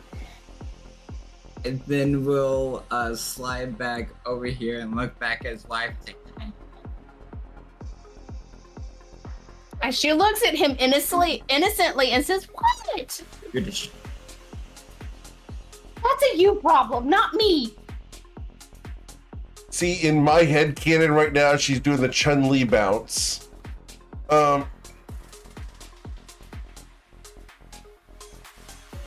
For those who know what we're talking about.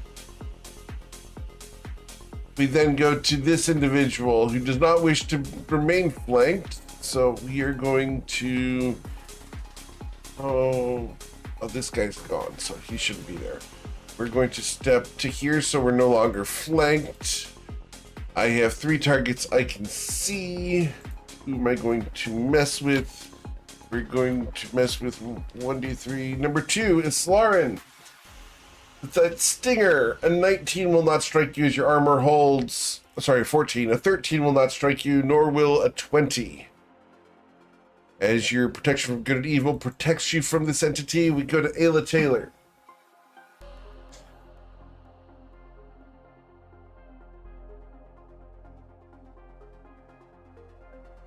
Let me say that. Okay. There you are. Well, how nice of him to move right up next to my frying pan. So I'm gonna hit him with frying pan first. Okay.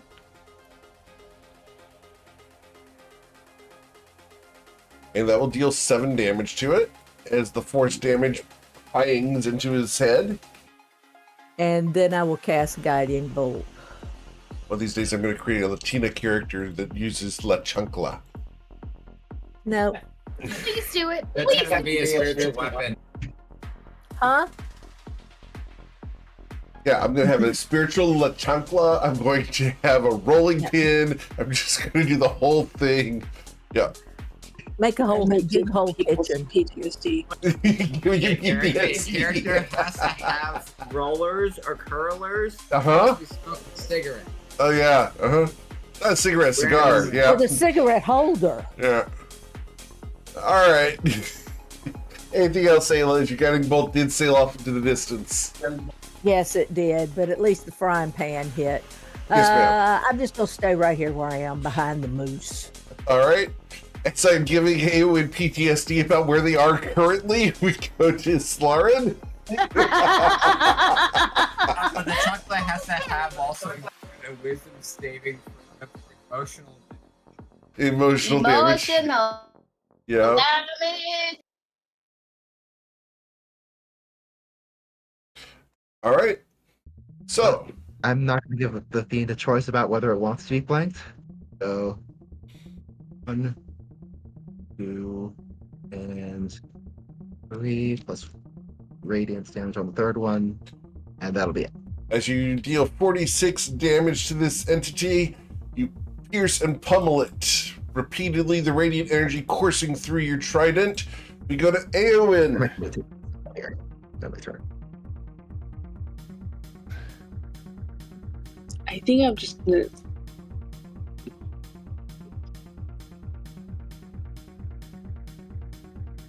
I think I'm just gonna smack it with the mace at this point. Very well. Smack you with the mace. Do you need me to hit the button? Yeah, All right. it's sweet. Cool. So we swing. Unfortunately, you will not strike it, as its shell is too hard for your mace. That sucks. Yep. All right. Any movement you like to do? Mm. All right. Will not mess with anything if I move down here. No, it won't mess with anything. You'll just give us Lar an advantage for next turn. All right. As Aowen moves into a tactically advantageous position, we go to Dubwinkle. Sorry, The blink will the intellectual Buinkle. anyway. Indubitably. The Bwinkle goes, is Lauren, go 45 degrees to your left. Shoot. Lauren will shift instinctively.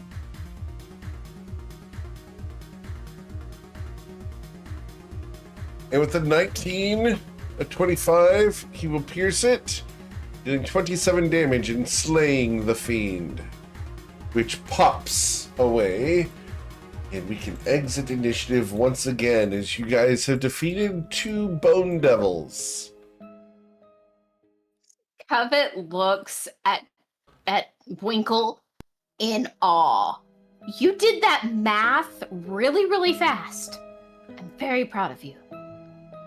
Well, I do appreciate your noticing that I am doing my best to include math in my shot. Mathematics is very, very important. I'm very proud of you. And that says something, because I don't say I'm proud of people very often. At least to my recollection.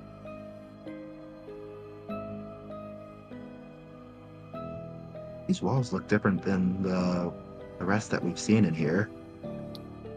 As Yeah, she walks The whole room's a in, different she shape. wants to look at... She looks at the iconography, because that's what Covet does. Okay.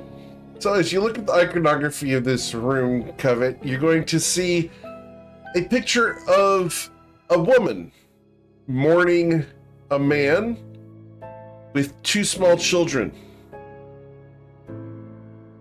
The next image shows her teaching the 2 small children magic. The third shows 2 small children and the corpse of the woman laying inside of a circle. And the third image shows the 2 boys removing their skin and revealing the 2 bone devils that you just have slain.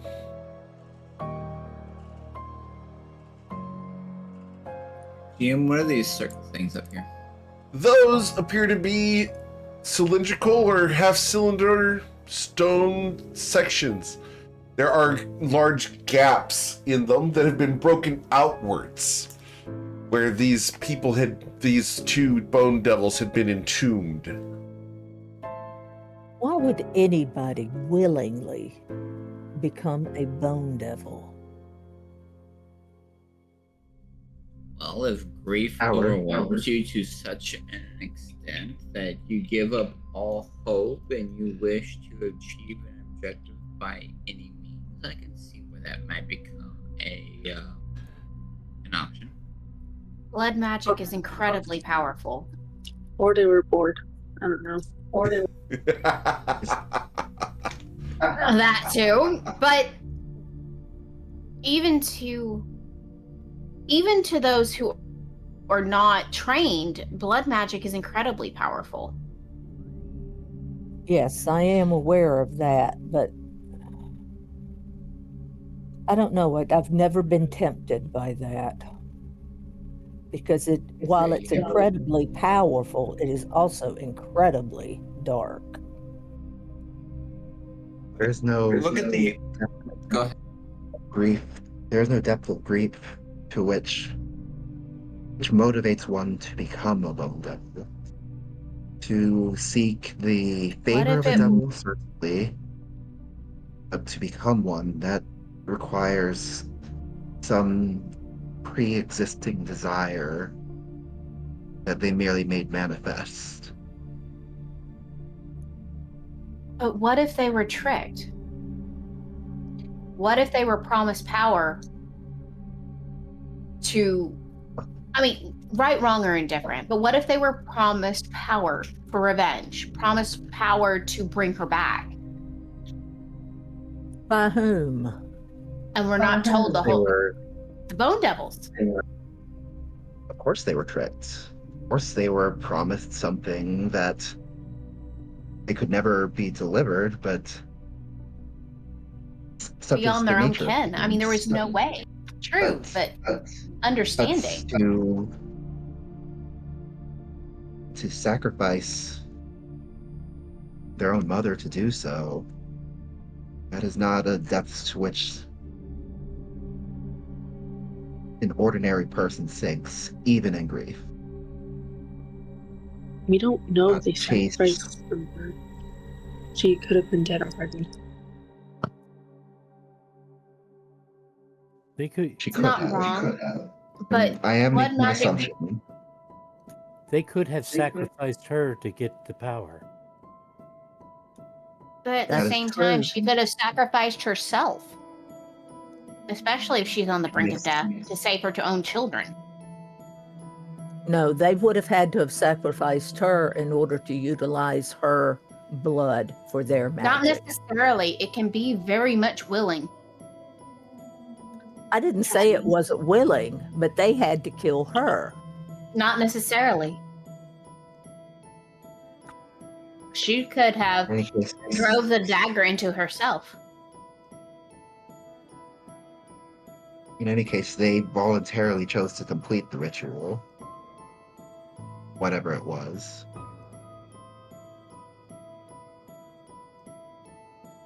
That is true. I just don't like any of this. This just seems so off. Why Either did you think it would be normal? way, and we right? haven't. Well, true, but it just seems off. Everything's been off ever since we came to Shadar Shadai. Either way, we have a necromancer to kill. Amen. So we're gonna go check the southern portion of this now. Which way are we I think it is supposed to going go? to do so. But we have, as far as we can tell, unless there's any to be discovered in these tombs, then I think we have explored the entire portion that we can outside of that southern portion. You wish to roll an investigation check, please, Islaren?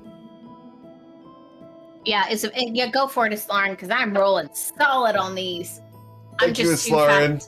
Thank you, Covet. fascinated by the wall. Yeah. I'm too consumed by the wall and the iconography. Well, you're not even in this. You're not even in the next room. You're 2 rooms away, sir. Absolutely. It's okay. I rolled a 26. Okay, Ayla, inside the little alcoves where these people had been entombed, you're going to find there is a suit of plate armor.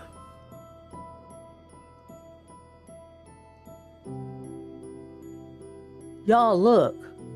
There's plate armor in here. Got one job on the ship. And in the other alcove, you're going to see that there is a dark red cloak and a prosthetic arm. And there's a dark red cloak and a prosthetic arm over on this side. One job on this ship.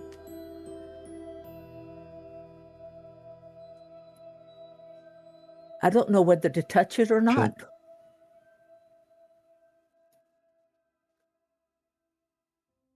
Do you need me to anybody- check it out? Yeah, I think that would be a good idea. There's no such thing as too much caution when it All comes to fiendish implements. All right. So Covet walks up to Ayla and says, "Show me where this is exactly." All right. The cape and the arm is back in this little alcove right here. Okay. So she goes and she picks up the cape first and does the ritual identify. As you pick up the cape, a small stone falls out from underneath it. It's red Oh, in color. guys, look, a small stone. And it's round. I reach Oh. down and pick it up. Okay. All right, you reach down to pick it up. I need you to roll a Constitution saving throw, please. Not smart. I love how I hear Winkle in the background go, "Not smart!" It's okay. I got a 20 here. +5. So, Did Ayla and Winkle swap places? Yes, actually, that is quite a Literally, legitimate. they so as Ayla reaches in and touches this thing, you feel a disquieting aspect of this that tries to pull you into the stone. Hey, It's guys, not nice. This thing's trying to pull me into it. It's really not Drop it. nice. Stop it. Maybe put it down then. I think so. I help her hold it actually, and with identify, I try to figure out what this You're going to thing touch it too? No, she's going to touch I my have hand. to. She has to touch it if she's going to identify it. I have to touch the object. Okay. I have to touch. All we need to know is that it is dangerous and that's touching it for a prolonged period of time so as to identify it. I don't know how long that protection is going to last. I don't think you should touch that stone. I think I need to put it down. Yes. Drop and so it. I bend over and just set it down carefully on the floor. I don't want to drop it. It could blow up or Don't need something. anybody. I don't need anybody to have it. That might be why it was wrapped in the cloth to begin with.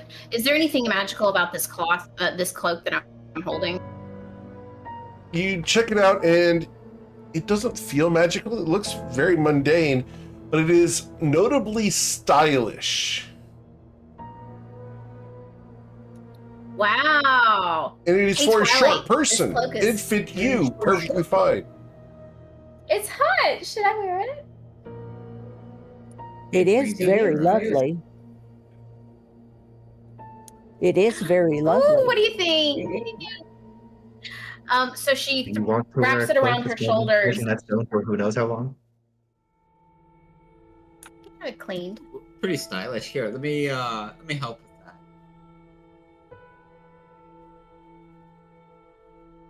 that. Okay. Yeah, we'll go with that. So you put it on, and Covet, you suddenly, I'm going to send you a message here.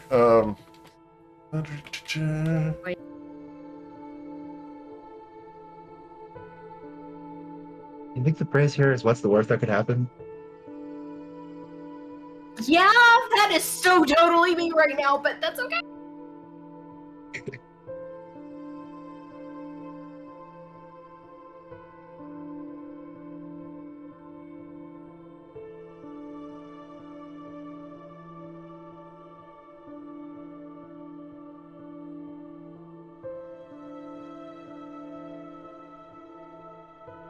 And how is this different from what Covet normally does? Okay. All right. I I wasn't going to say am that, but fabulous. It does look good on you, babe. It really does. I know it does. Oh my gosh. Well, I had to clean off a little bit of drool.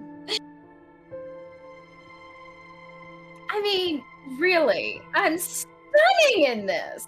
Oh, You're so distracting. I'm going to cast a detect. oh, magic. absolutely. You're gonna cast detect magic? Awesome. So the plate armor in the alcove is magical.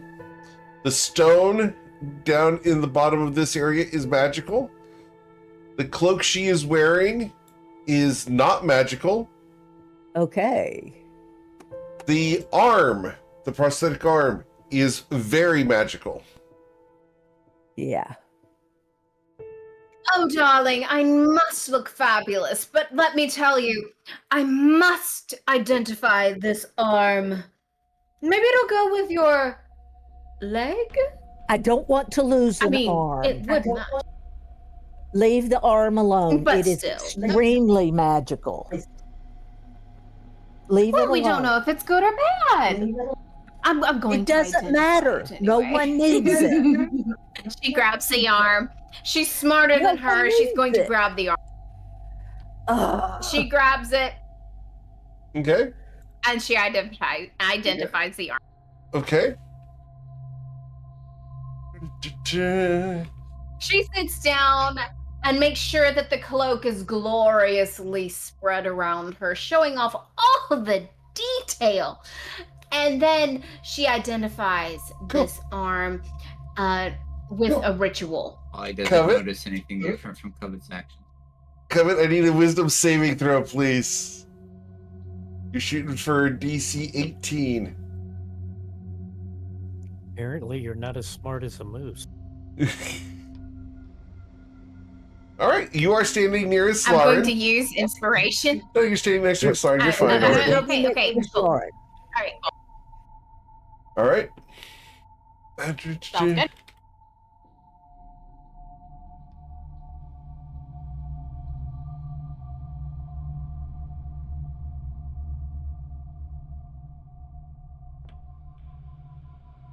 There you go, Covet.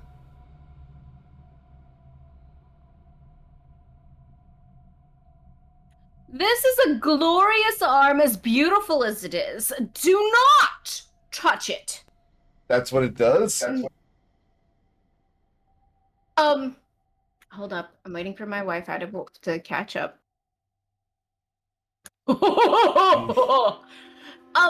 Now, this arm is amazing, but not as amazing as my cloak. Oh my gosh, don't I look fabulous? Anyway, this Oh my God. arm can transform into a variety of tools. And you can touch the item and transform it into any of artisan tool that you choose. And whatever the tool that appears, you know how to use it, which is amazing, just like my cloak.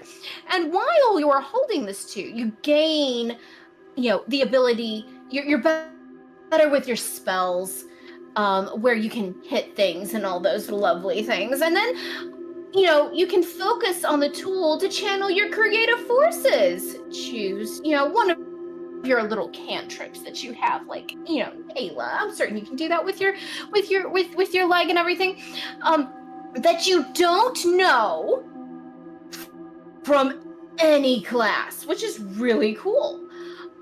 For 8 hours you can cast this cantrip, and it counts as your artificer cantrip, but once it's used, it can't be used again until the next day. It's really amazing. And she, just to make sure everybody understands, she shares it with the rest of the group because she feels she's smarter than everybody else at this moment.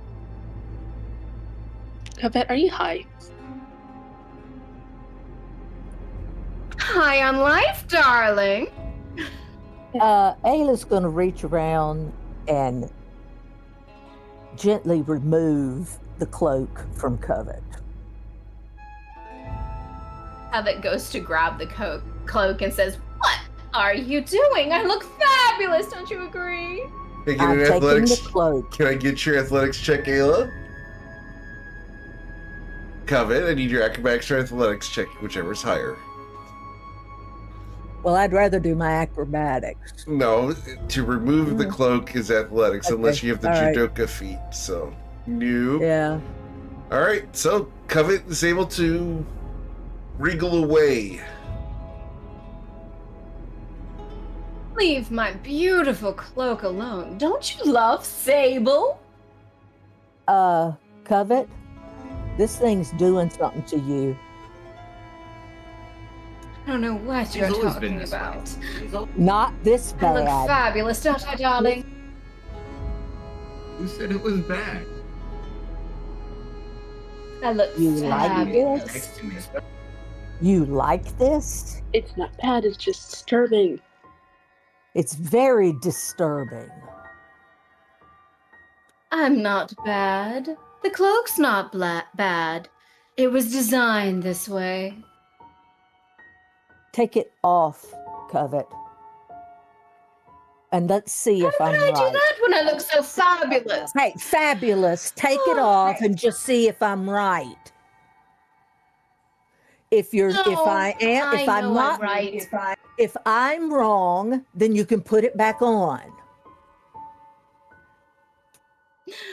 Oh, she looks at Twilight and she says, "Oh, from all the unintelligent people."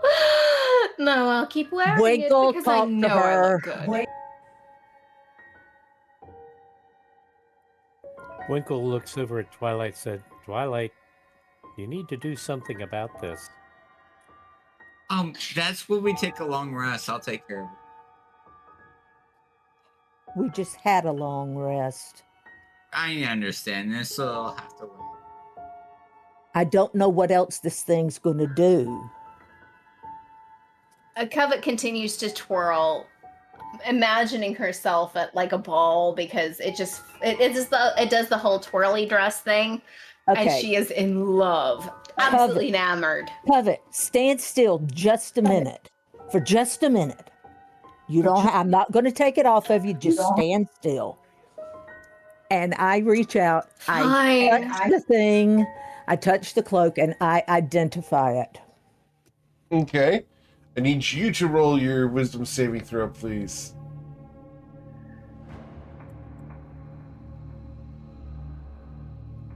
Come on, thing, go. There it Please goes. fail. Please fail. All right. So, Ayla, you resist the desire to put this cloak on. I love this cloak. It's glorious. However, doesn't identify it as magical. It's got something blocking it. It's got something blocking it, but there is an intense desire to put it on.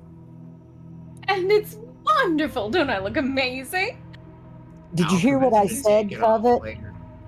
Covet, did you hear what I And- said? Yes, that I look amazing. Yes, you do look amazing, but listen to me.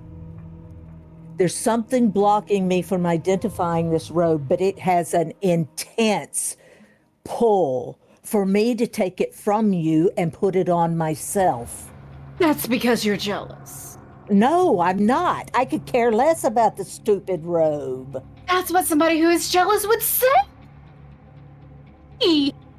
Besides, my blue cloak is much more gorgeous than yours.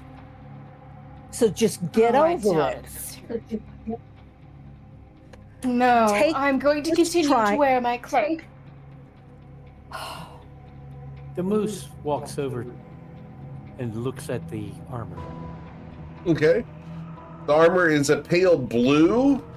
It's got horns on the top. It looks very well made. It's for a barrel-chested individual. Hmm. Is it better than what he's currently wearing? What kind of armor are you currently wearing, Voikel? I'm looking. Hold on. Sure.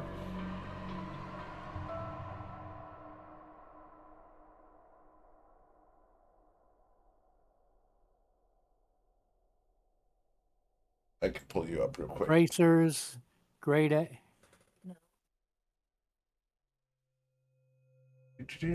against the gods. You got +2. Okay. It is +2 armor, so it is about the same as what he's got. I'm wearing plate. It's the same as what you got as far as quality goes. Well, we're not going to touch it then. Okay.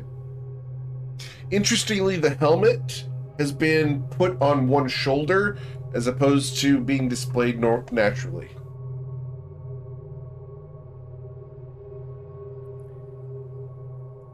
Hey, Twilight, what do you think of this armor? It looks heavy. Yeah, but we're talking about a moose here. You see all those joints? Think of those pulling that hair. Ooh. You're I'm right. going to reach out and touch this stuff and cast Identify. On the armor? Oh, you're Okay. going. This You're is- going to reach out and touch someone. That's amazing. Oh, would you shut up?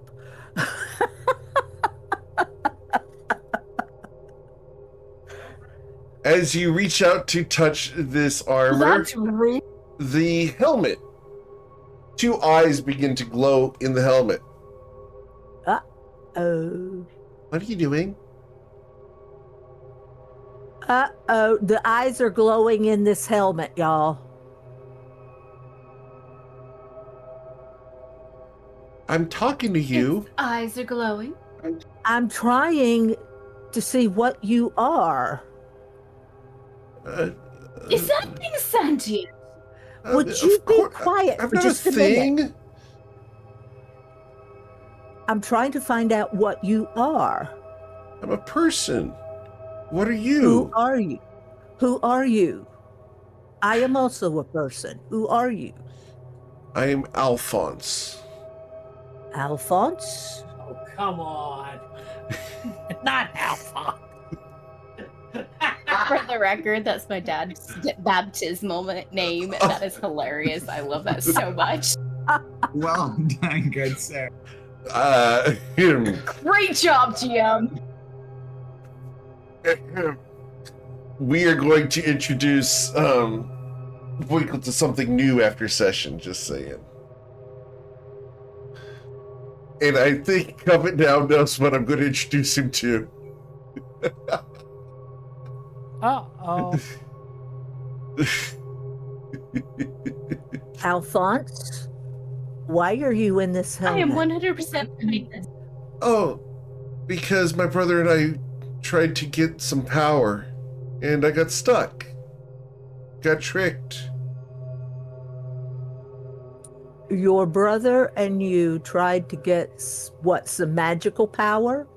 Yeah, we went to bring our parents back. They Oh died. dear.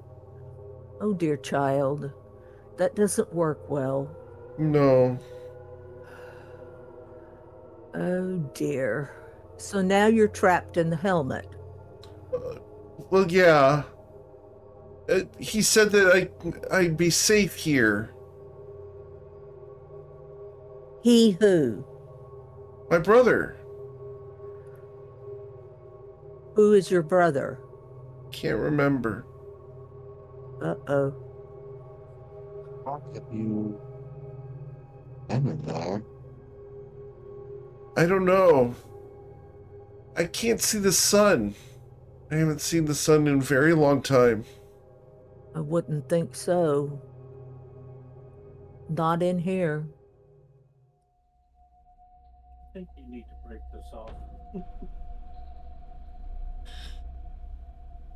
So you're supposed to stay in the helmet for your safety. Yeah, our bodies got taken over. Who took them over? The devils. Did you become bone devils? Or did Well, your brother become a bone devil? No, the bone devils. They merged with our skeletons and they tore themselves out of our bodies, killing us. Ah. How sad. Well, Alphonse, can you tell me anything about this red cloak? Well, that's my brother's. It's your brother's. What was your brother's name? Can't remember. Oh, I just thought maybe you might have remembered. I can't remember. I can't remember Mommy's name. Oh, how sad. Why am So I the here? pictures that are around this wall are about you and your brothers? Me and my brother, yeah.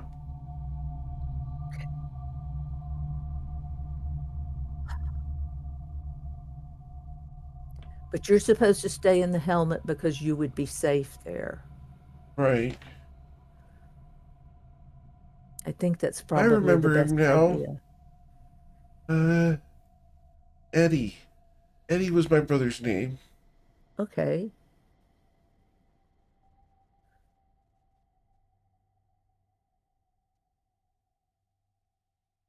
Why did you think it was a good idea to make a deal with the devil? Well, we found my dad's book, and it had all sorts of spells in it.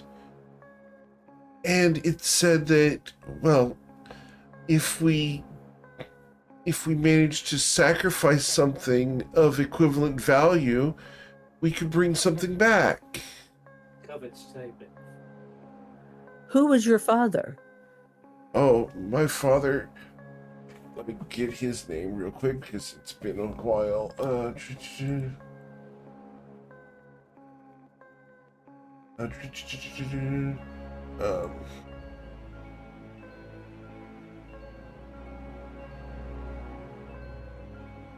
My father was Hohenheim. He was a powerful. LNGM. Sorry? Type that one out Elling. for us. Spelling? Yes, I will spell Please. Hohenheim for you.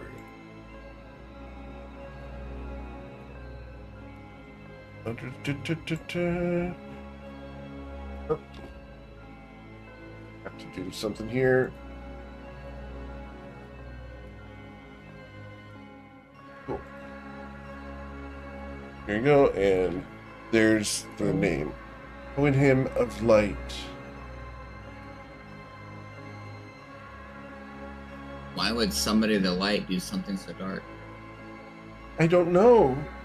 But he had the book in his chest. It was locked, but I was good at locks. And I unlocked it. And Eddie decided to read it. And it said that with the right circle, we could bring something back. And we were alone when Mama died. Who was Mama? Mama was Mama. Did she have a name? Not that I remember. No. Dear. Mama was Mama. That's what we called her. Yes, I realize that that's Father what you called would her call- Sweetie. Not the mama. Not the mama. Okay. So what kind of circle did you need in order to cast this spell? Because you said it had to be just right. Yes, it was a summoning circle. It was a summoning circle of equivalent exchange.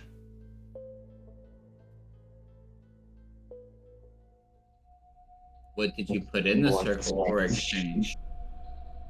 Well, Eddie slipped and fell in the circle. And we heard a voice from the other side saying, "What are we going to trade? What are we going to trade?" And Eddie said, "Anything, just give us back our mama. Give us back our daddy." And the voice on the other side said, "You must give in order to receive. Will you give me your bodies in exchange for your mother and father?" And Eddie said yes. And I said yes. A life for a life. Easy enough. Where are your parents now? I don't know. We woke up Oh, and we wait. went to go look for them. I'm sorry, GM. Before we go any further, can I hear this, or is this completely her head? No, you can hear it. Okay. We're talking out loud. So where is Mama one more time? You had answered, but then I realized We tried to go find her, but then the team found us. And they called us heretics. Rogue wizards. Well, And, in a well, way, you were. Is this because you did not finish the Grand Library education, or we couldn't afford to I go. mean, in a sense, but You couldn't afford to go. Father didn't want us to go, and Mama couldn't afford to go. We couldn't make the trip. Father didn't want us to go. He said that it would change morality and we would get in trouble. We were too young. How old were you? Oh, I was 5. And how old was Eddie? Eddie was 7. He's my big brother. that's a lot to put on children. Very young children. As she continues to pet her cloak.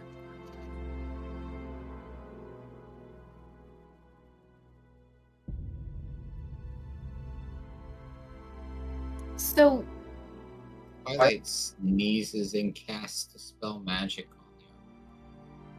On what? the armor. All right. The eyes go out.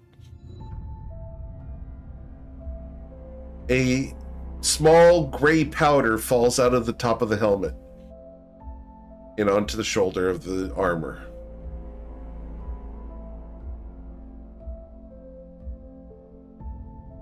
Covet looks at him appalled but understanding, and she walks over and places soul render on the Ash. powder Yeah. Mhm. just to make sure. Not stabbing, but No because reaction. it's powder. But No reaction. okay. The edge of soul render is slightly dirty, but that's it.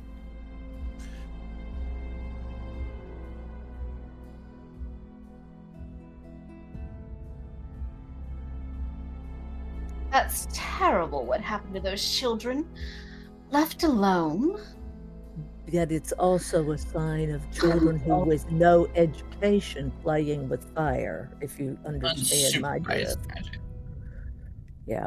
Danger of Unsupervised. keeping Continue. danger of I would like to know what happened to that grimoire, though, because that's got to be what it was. A book full of spells. It was a grimoire. I would like to know what happened to it. the team confiscated and destroyed it. Well, with that information and the dust of the boy, Covet places her hand on the boy, on the dust of the boy, and lays down and does legend lore, looking for that grimoire. Okay. The legend. Because she's better than everyone.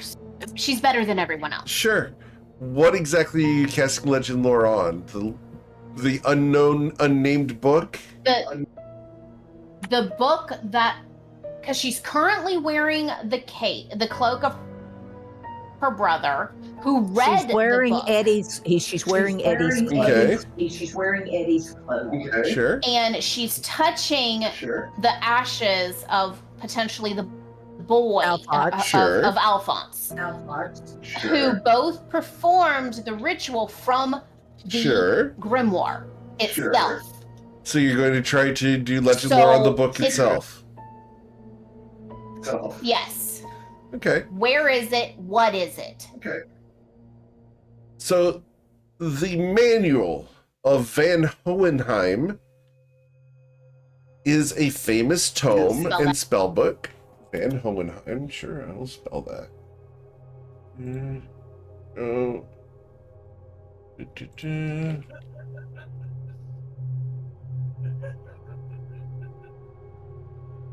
There you go.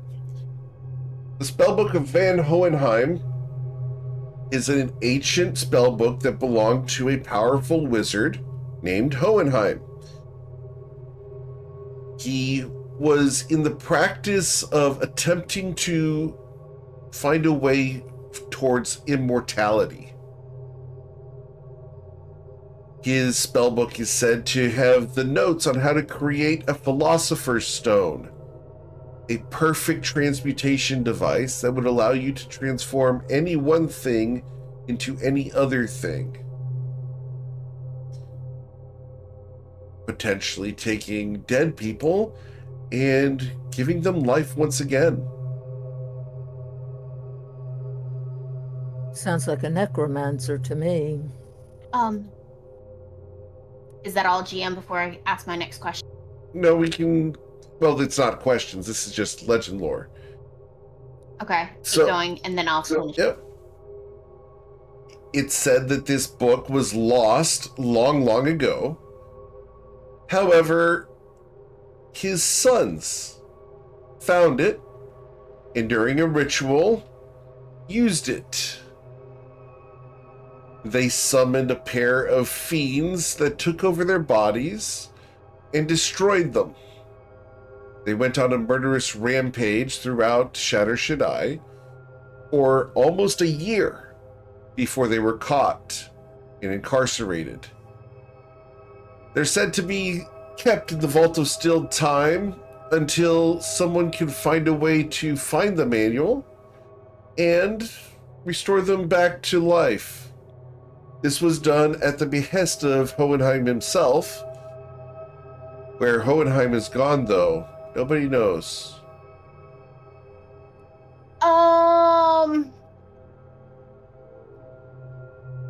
And she stands up with a flourish from this cloak, and she walks over and picks up this stone that's on the floor. Roll a With Constitution saving throw. the cloak, not actually touching it, not actually touching Okay, it, all right, with the cloak. sure. And she realizes what this thing is. This could potentially be the Philosopher's Stone. And she's like, oh no, nobody's touching this shit. And she's like, and she holds it out, holds this stone out, this red stone out with the cloak, and says, we need to put this somewhere safe so no one can touch it. On the dust. And she rolls it around in the dust of the child, Okay, hoping to be able to cloak it with something. sure. It gets covered in this And- dust and it absorbs it. Which is exactly what she thought would happen. And she's like, as she continues to hold it, she's like, Ayla, darling, can you please get a vial? One of the larger ones, or even like one of the really big flasks that I have in my alchemy bag, in my alchemy kit, right behind in my backpack, please. I think this would be best kept in a vial where no one such as ourselves could actually touch it. I think this is something incredibly powerful. And created by Hohenheim himself. And I think these two boys that were in here were Hohenheim's children. So do I.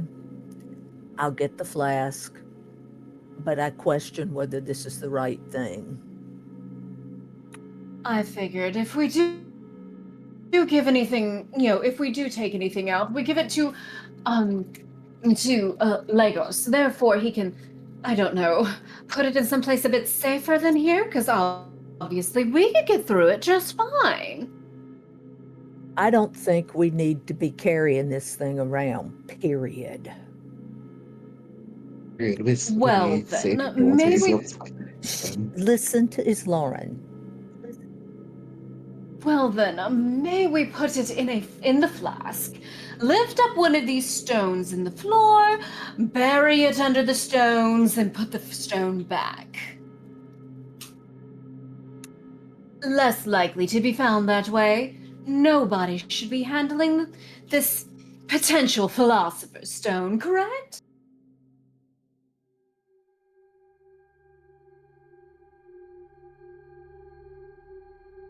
Winkle, what do you think? It would get it to where nobody was carrying it around. I think she is right on that, how dangerous it could be. So why Of don't course I'm right, darling. So why don't we just put it in there, bury it underneath a stone, and remember where it is, because maybe we can use it to get the necromancer. On the catch. Yeah.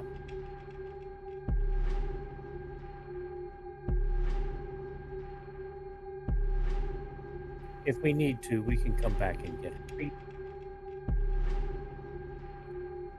So can somebody please hand me one of my larger flasks, please? Please take off the cloak. Please Say take that off one the more clothes. time. Ah. No, I look fabulous. Don't you agree, darling? But please Absolutely, take off the baby. cloak while you do this. I can't. I'm using the cloak to make sure I don't touch it.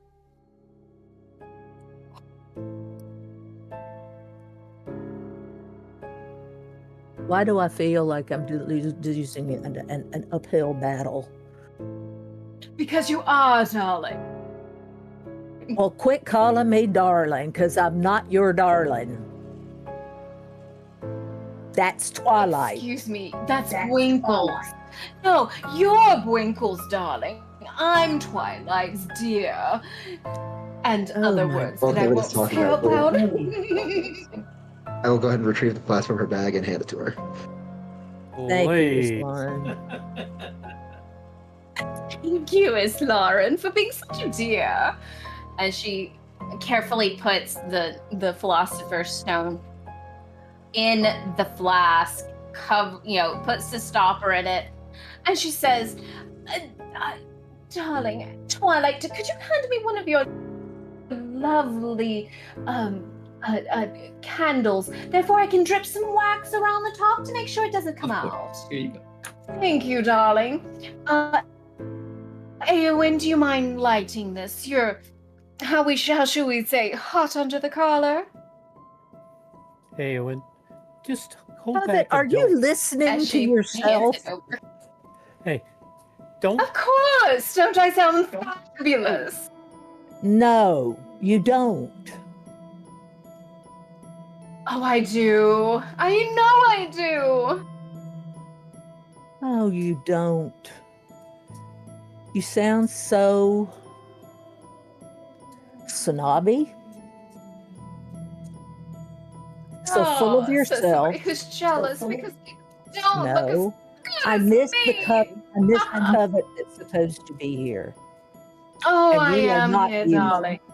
No, you're Oh, not. yes, I am. Stop calling me darling, or I'm going to hit you with a guiding Sure. bolt.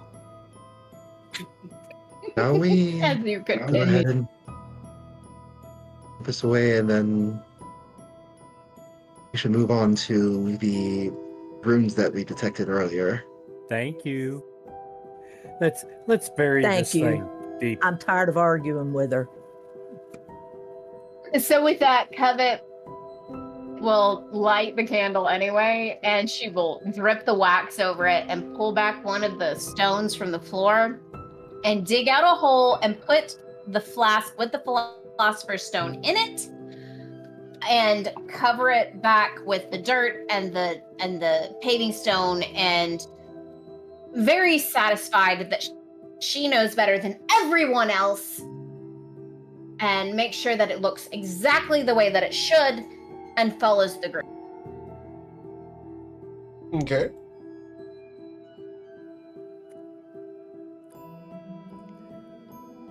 Twinkle goes over to Twilight and says, "You make sure you get that cloak."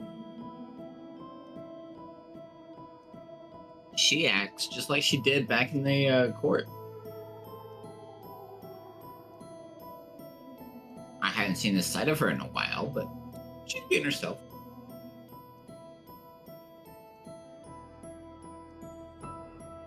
But with that, with Yeah, wait, just- that amount of time, would we have completed a short rest? Yes. Thank you. Hallelujah.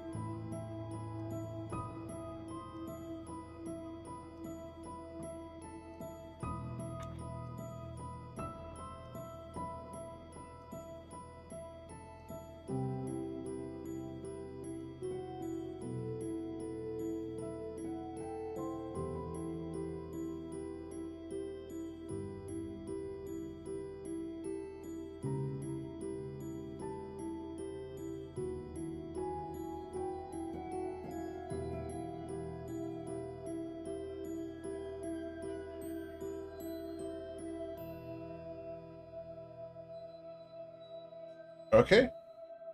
So, while you guys are resting here, the frying pan, of course, goes away.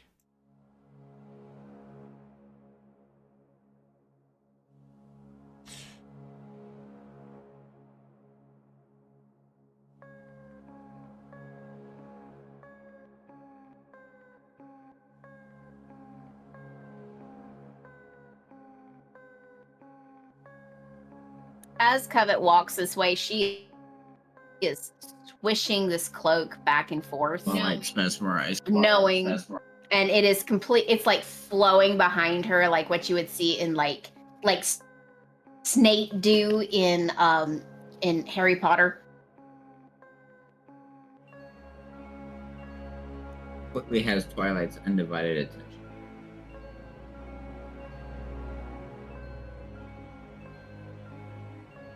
Covet has reverted back to her noble days in the court of Ashelion.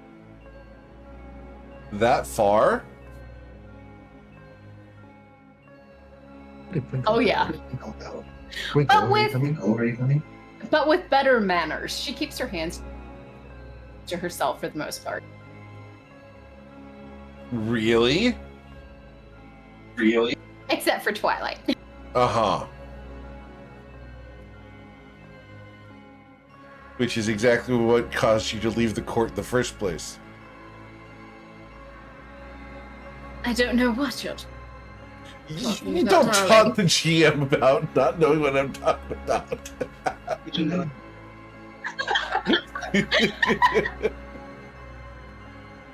Gonna put that character back in the jack of the box. Backstory time.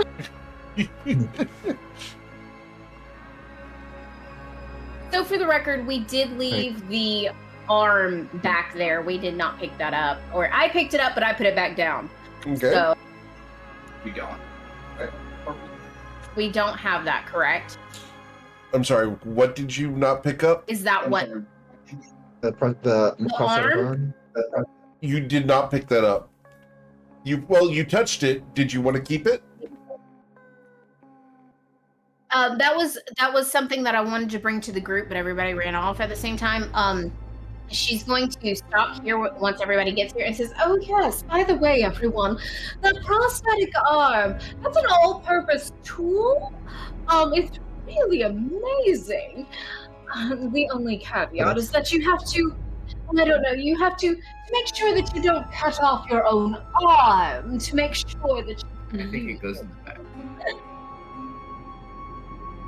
Should we put something so valuable in the bag, or should somebody take it? Well, I mean, somebody could always use that by blocking off an arm. Is anybody up for that?" As she looks at each one of them expectantly. After all, they could lose an arm.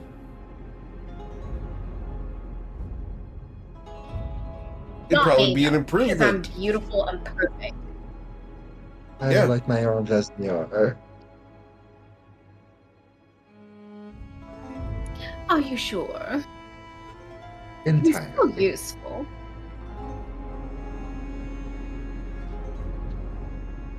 What? You don't want to lose your arm and put on that beautiful arm?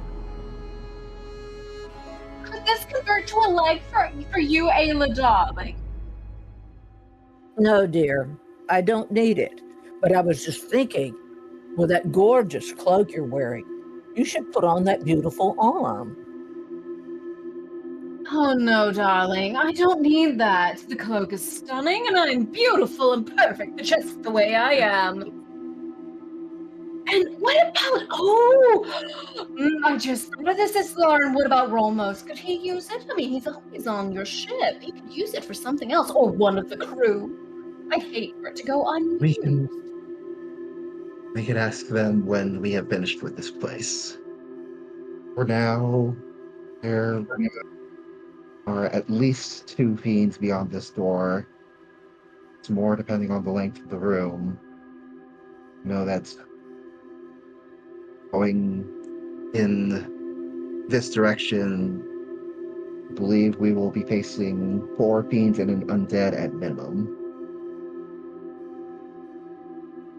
All right, you're That's- being such a party pooper, that's- but I will put it in the haversack just for now.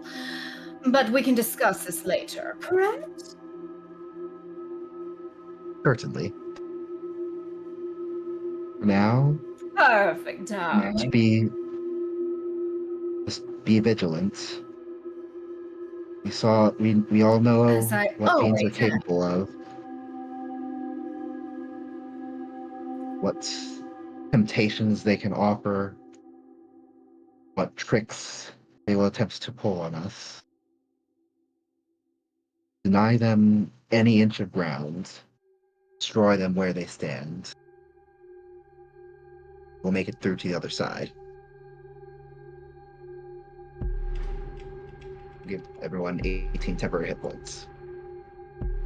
Or go up to 18 if you still have any remaining.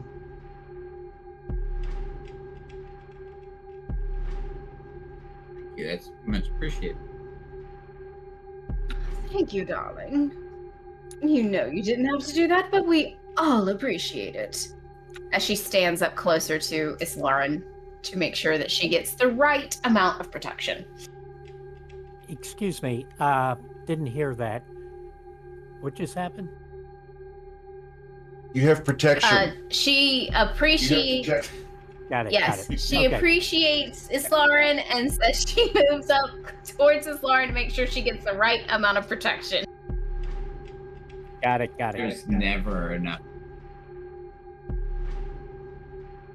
I'm going to use my last first level spell slot and renew protection from evil and good on myself. It's a good spot to do it.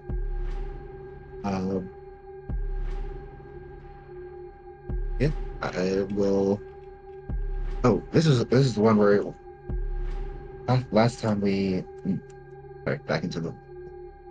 Last time we saw runes like these, back there when they said 1, 2, and 3. I believe we had to activate them somehow rather than just open the door. As I look at the symbol saying 1 and 2. Ayla, how did you do that? Wait,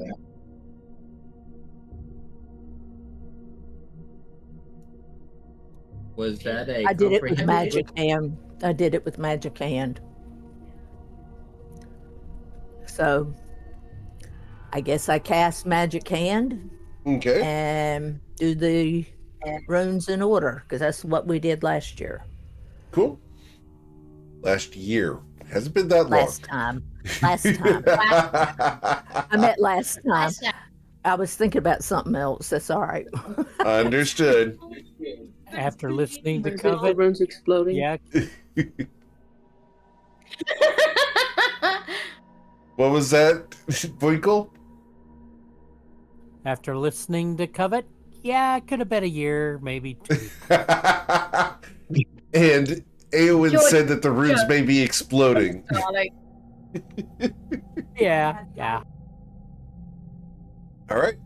Well, as you press the various runes, they light up, and you will hear the door unlock.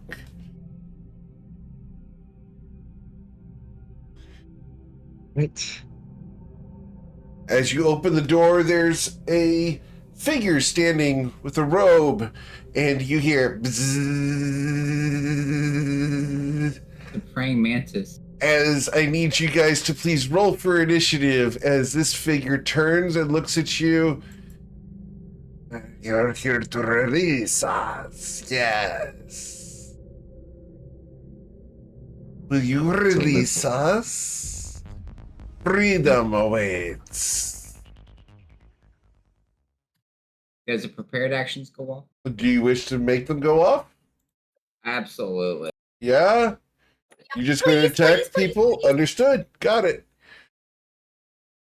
We're murder hobos. This is what we do. I understand.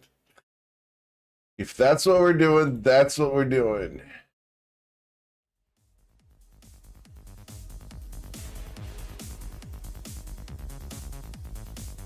Alrighty.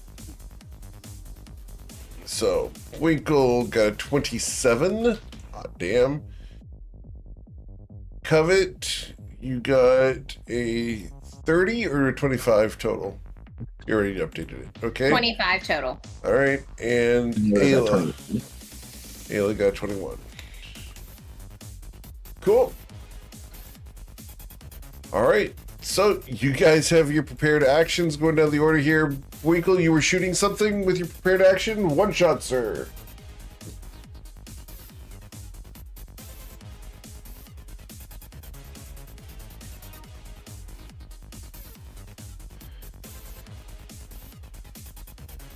Okay. Just one shot. I did that. I did that one. Wow.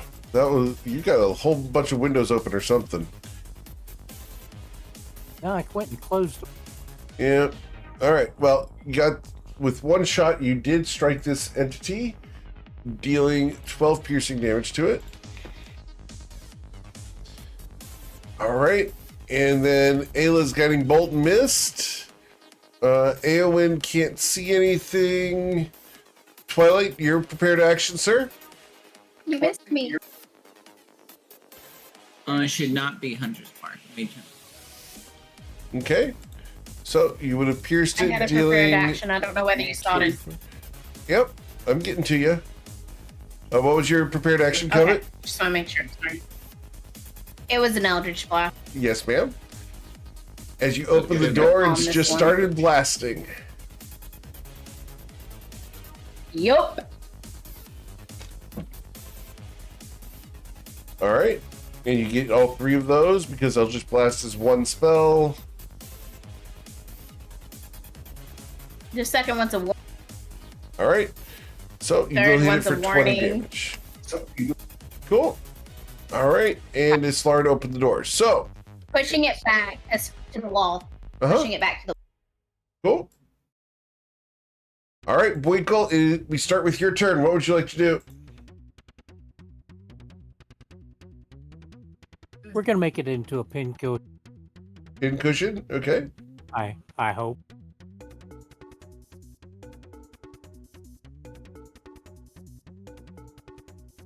All right. Well, you don't get 4 shots, but you got 3 on there. So you're gonna Why is deal. it- You're gonna hit twice, dealing 25 points of damage. Excellent. That's all my shots, right? Yes, sir. Okay, thank you. All right. Then we go to its turn because it gets a legendary action.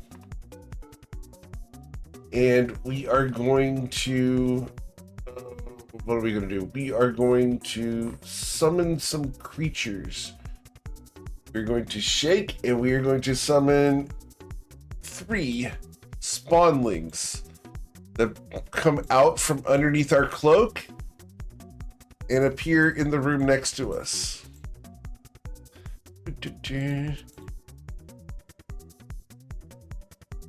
All right. Covet, it is now your turn. As this thing lifts its cloak, you realize it's not a cloak. Those are its very long iridescent black and green wings. This insectoid that's so figure now chitters at its spawnlings. Get them. That's so nutcracker of you. Like the old mother from Act 2. Ugh. Goodness gracious, how many children do you have under there? As she shoots this one first. Hundreds. And 17. you will Hit, blast pushing it. back. Yep, dealing 17 force damage. Cool. She shoots this one next. Sure. Also pushing it back 10 feet. Okay. And then she shoots this one as well.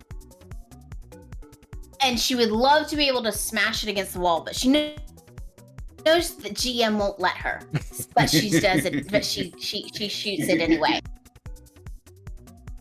And you will deal 12 damage to it as it impacts the wall. It clings to the wall with its little nail-like extrusions from its fingers and toes. And then she points at this one and says, "Darling, all of your children are cute. They're precious. They're adorable. But you're next." And she goes ahead and casts she empowered Hex on that particular one. Okay, cool. Preparing for the next one. Awesome. Anything else, Covet? And she kind of cowers behind Islauren, but she's too good for that. But she makes sure that she is as small as possible. Cool. And potentially stepping to the left like 10 feet. All right. As we then go to the end of your turn, I'm going to use another legendary action, and we're going to release some more spawnlings. That's just rude. As we release 3 more bugs into the room.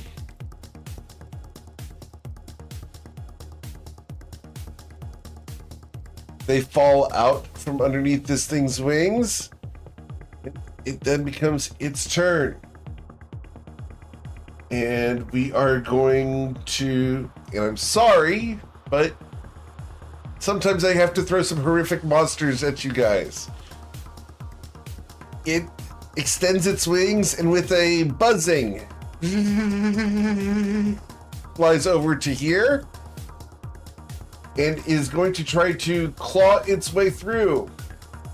You're going to make 4 claw attacks as the long insectoid arms reach out to mess with the 2 women at the front. So 1d2, we're going to choose to ravish Ayla with 4 attacks. Before it does, I'd like to try to hit it. Sure. Because I For missed 19. that it had reach and I didn't need to get this close. Oh well. Oh, poor darling. So you did deal 19 damage to it. Ayla, we're going to attack you 4 times. The first being a 12 to strike you. The second being a 25 to deal 16 damage to you. As the poisonous claw catches your flesh. It does so a second time for an additional 22 damage.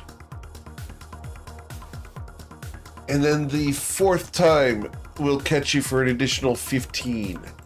Is this thing on Ayla? Yeah, it did. All right. Then we are going to go to its spawnlings' turns. We're going to move up to here and here and here. And these guys can fit within the space of its parent. So I have 4 of them up at the front there.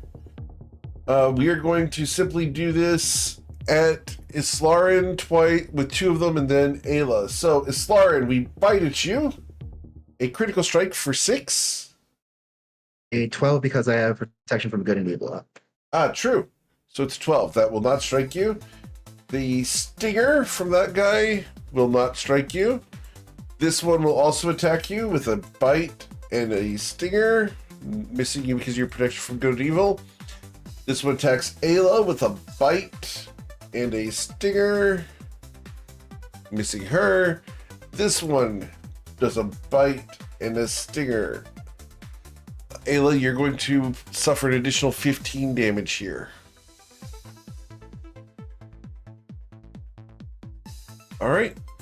And I'm going to move these so we can see the health bars appropriately. All right.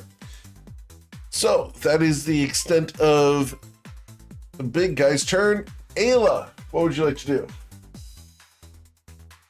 Well, the first thing I'm going to do is cast Spirit Guardians. Okay.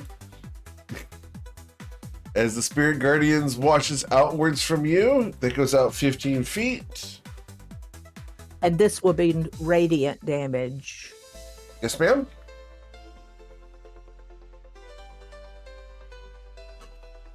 Cool. What's next?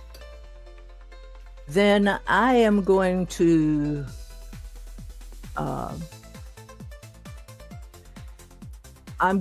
pull a potion of greater healing out of my belt, and I'm going to take that.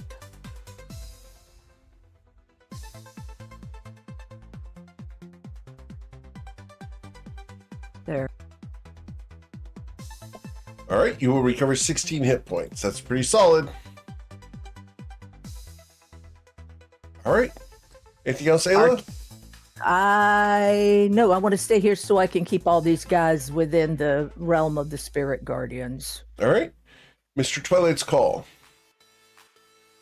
All right. Twilight sees all these bugs gathering into one accord, and he wants to disorganize them for a little bit. So he is going to cast his technique of muddled thoughts, and it's going to hit right there, and it should hit all of those characters. Very well. And so let me get that out there. Boom. Okay, some intelligence saving throws. For the big guy, big guy's intelligence saving throw will succeed. Will use my silvery bar. Very well. We re-roll that. The first number here is give a that 20. I would do that to this one. Okay, Sarn, you have advantage on your next d20 roll. I have 4 of the little guys there. It should be 6 of the little guys. I'm sorry? Should be 6 of the little guys. You're correct. Yeah, it covered all 6. All right, so. And the DC There. was what? A 17. 17. All right. For 34 damage. Okay, so. Let's see here. So that'll be 34. 4. Oh.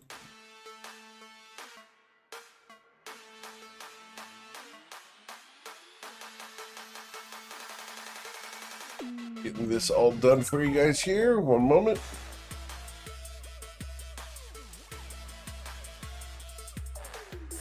I need the circle up there, or are you good? I'm good. Okay.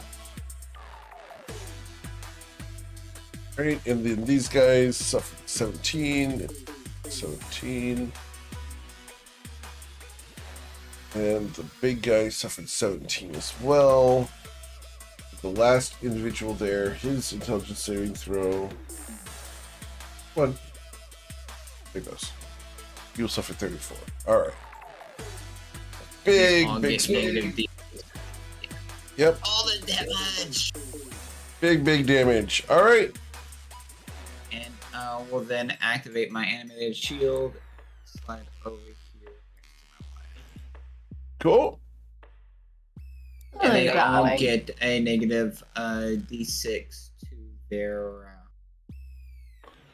To the ones that are affected. Correct. Yeah. Alright. Cool. She says hello, darling, and proceeds to hang on him just a little bit. Awesome. Gives him a He kiss smirks. on the cheek. And that should be end of his turn. Awesome. Then we go to this entity's turn with the black wings. Its wisdom saving throw against spirit guardians is going to fail, and it will suffer the 17 damage, was it? Right. 13 damage. 13, yeah. 13 damage. Cool. And he is going to cast a spell. Does anyone want to do anything about this spell?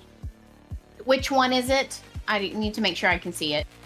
This entity here. Entity. Let me make sure that I can reach it. I want to make sure. And I think that would be fair. Everyone at 60 feet. I can cast it. Yes, please. Counter spell, please. 5th level. All right. So you counterspell that spell. It is frustrated by that, and it is going to move away from the situation. To here. She kind of waves at it like, oh, ta-ta, darling. All right. You're cute. It's Lauren. Show He us should be able that. to save at the end of his turn. Yep. It is no longer He's- snapped and static. Okay. All right. It's Lauren.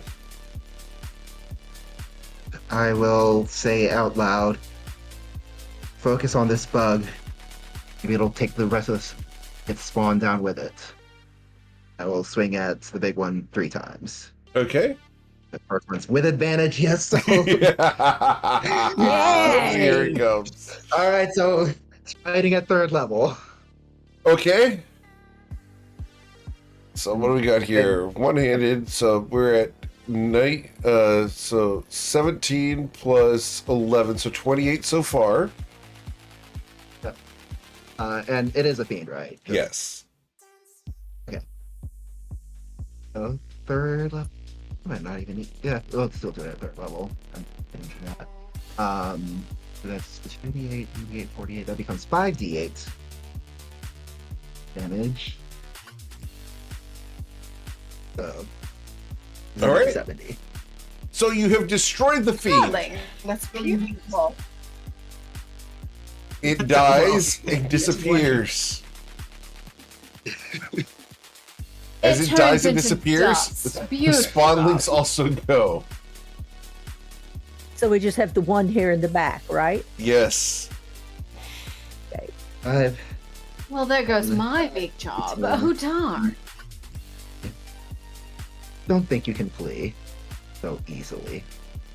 I'll strike at it with that and that. And both of those will hit. That's going to deal 21 plus 12, so 32. So minus 1. Got it. So 33 damage dealt. All right. Slime just casually walks in and nukes the damn thing. Yep. Cool. So. It's there. This is the mic drop of the century. All right, Awen. This thing has 10 health. What do you want to do?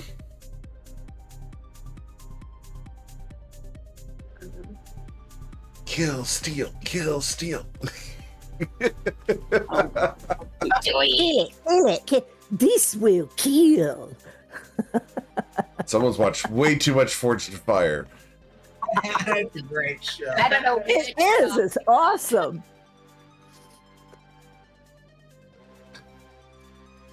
And I swear he does it on purpose. Fortune Fire, please sponsor us. History Channel, we would love this. Yes, we would. Yep. If Fortune Fire wants to sponsor GME, I will gladly take their sponsorship.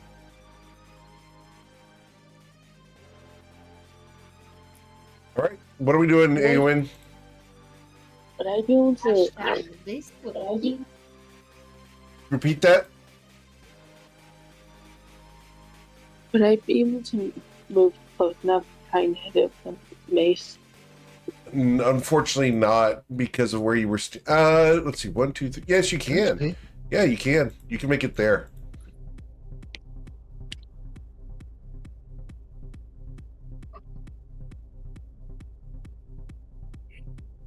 Cool. You want to swing the mace? Yeah. All right. Is it working for you? There you go. With an 11, unfortunately, you missed it. Its wing bats the mace away, and it looks at you and bares its teeth. Bug teeth. Yay. All right. Is there a Probably needs a toothbrush. What was the question, Awen? Hopefully I can take the base off my character sheet. You could if you wanted to. All right. Not doing me any favors anymore. All right. All right, Moose. You can pull the golf club and beat it, break it in half, and throw it into the pond. I wish I could. What I'm That's hearing crazy. What I'm hearing is that Awen is happy. Very much. That's the new name. That's a new name for the mace. Its name is Happy. But it's got to kill more. Yeah. Happy Gilmore. I love it. That's it. The name of this mace. Yep. All right, Boykle. You're up, sir. Take it I'm out. going after not the mama. And with the first shot, you killed it. Yep. And the fiend pops out of existence as it returns to the Nine Hells. It's And I amazing look- what happens with a good night of sleep. Yes, it is. Absolutely.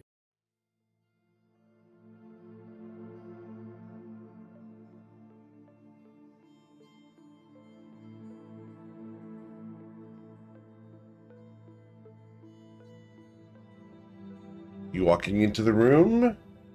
Yeah, is there nothing left of the legendary creature? No. He's dead. There's I am looking. parts Go for around, it. but that's about it. Nothing worth harvesting. No. Covet, in her amazingness, continues to look at this room. And what does she see in the iconography in the room that she is currently in? In the room I know you're I'm- currently in, you see women in a brothel dancing and looking beautiful. The next image shows the women standing over sleeping men with daggers. The third image shows the women stabbing and eating the men's hearts. And the fourth, the women moving towards the palace of Sultan Lego.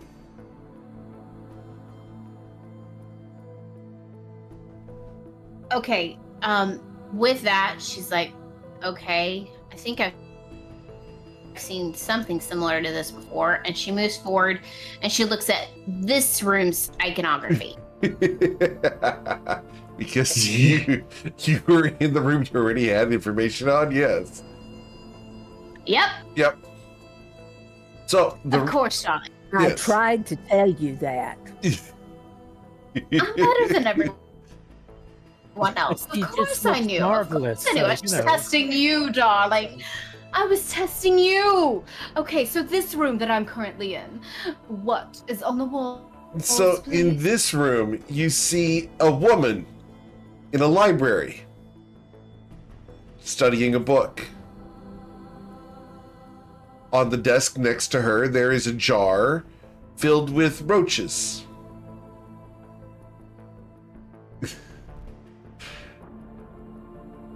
I'm sorry, Covet. Sometimes I have to be a little mean. Are these the great big Texas tree roaches that fly? I No, hate they're you rad roaches. so much. I didn't say that. I just said roaches. They're rad roaches from Fallout. Rad roaches. You could put a saddle on. So, That's what you get, darling. the next image shows the woman inside of a magic circle in a round room casting a spell with the jar of roaches sitting in front of her and arms coming up from within the circle to embrace the jar. The third shows the creature you've just defeated, but wearing the same clothes as the woman. This figure is now hiding in an alleyway in Shatter Shaddai's market.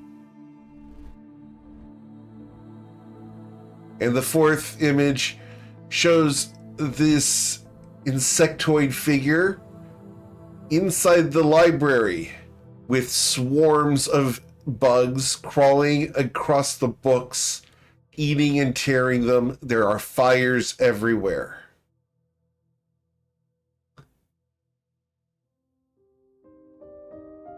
And Fires Covet, and nuclear bombs won't kill these things. and Covet, to your dismay, one entire wall shows a flying swarm of bugs that would crackle in the air and get in people's Palmetto hair. bugs. Palmetto bugs. I Right now, I don't mind. I don't care if you're my mom. Screw you. Oh, darling, don't be that No. way. For the record, for those who do not know, Coven has a phobia about this type of encounter. Did Oh, they yes, try she fumigating? does. And I know why she does, because I went to the same school. What was that, Eowyn? Did they try fumigating? Did they try fumigating? Yes, and it didn't work. It Every didn't work. month. Oh my god. They didn't spray work. religiously. It didn't work. It didn't work. And they fly. They fly. It's because They the fly. palmetto bugs. Fly now? They fly. And yes, they fly now. I know where you're What if you what tried you're eating one? referencing. And yes. Gosh. Just such a bad movie. Oh no. Let's go no, in this darling. room. She's trying to. She's No. trying to keep her composure, and Covet is like hyperventilating, and she's like, "Twilight, I need to get out of here, darling. This We is got one more round. We terrible. got one. We're doing one more room, and we'll Where's get this out of other here. room? I am ready. Where?" And she runs past Twilight up to Islarn and grabs her plate armor and says, "Where are we going? I need to know now." It's a surprise. I better not have any more of these skittering insects, because you will have me hiding under your bed at night, and I don't care what you and Romos are doing. Maybe it'll make for a good lunch if you season them right. This The is bug- true. You If they're big enough, can yeah. walk off a plank. Hey, Covet. Twinkle, think carefully. I have tweezers. Let's press forward. There should be 2 fiends and an undead in this direction. Okay. Let's go get them. All right. And I have guiding bolt ready. cool. So as you guys prepare to open the door, that's where we're going to end for today. Yay. And we will come back next week to explore what else lies beyond this buggy room. And you hear evil Covet's laughter been bugged. from the Boinkle. Covet's been bugged. I love it. Oh, we will desensitize Covet to this eventually. Ah, all right. So to this, I admit it. Oh my god. But yes, guys, you guys are doing very, very well here. I know that some of you have to go here soon, so we're going to just end it here. This is a great stopping point. But as always, guys, thank you so much for choosing me to be your GM. There's a ton of amazing ones out there, and I'm always, always, always thankful you choose me to be yours. Check out the Patreon over at patreon.com/GMEric. Check out the YouTube channel where we do the archives, podcasts, and short videos. We also have the full send with GM Eric coming, so send me your favorite encounter designs, and we will have a playtest group try it out and give a rating for them. We're going to do a video series about these real soon, so look for that and more information about that on the Patreon and then in the Discord. We also have the clip contest going on, and we have these Toivoan Sky Map decoders. Go check these out over at gmeric.com.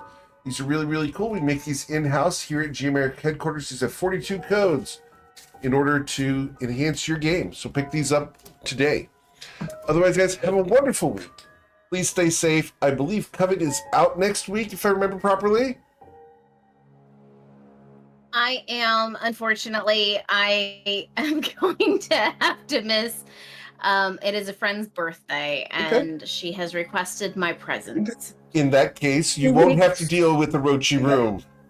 Yeah, in 2 weeks, Joe and I both will be out. Understood.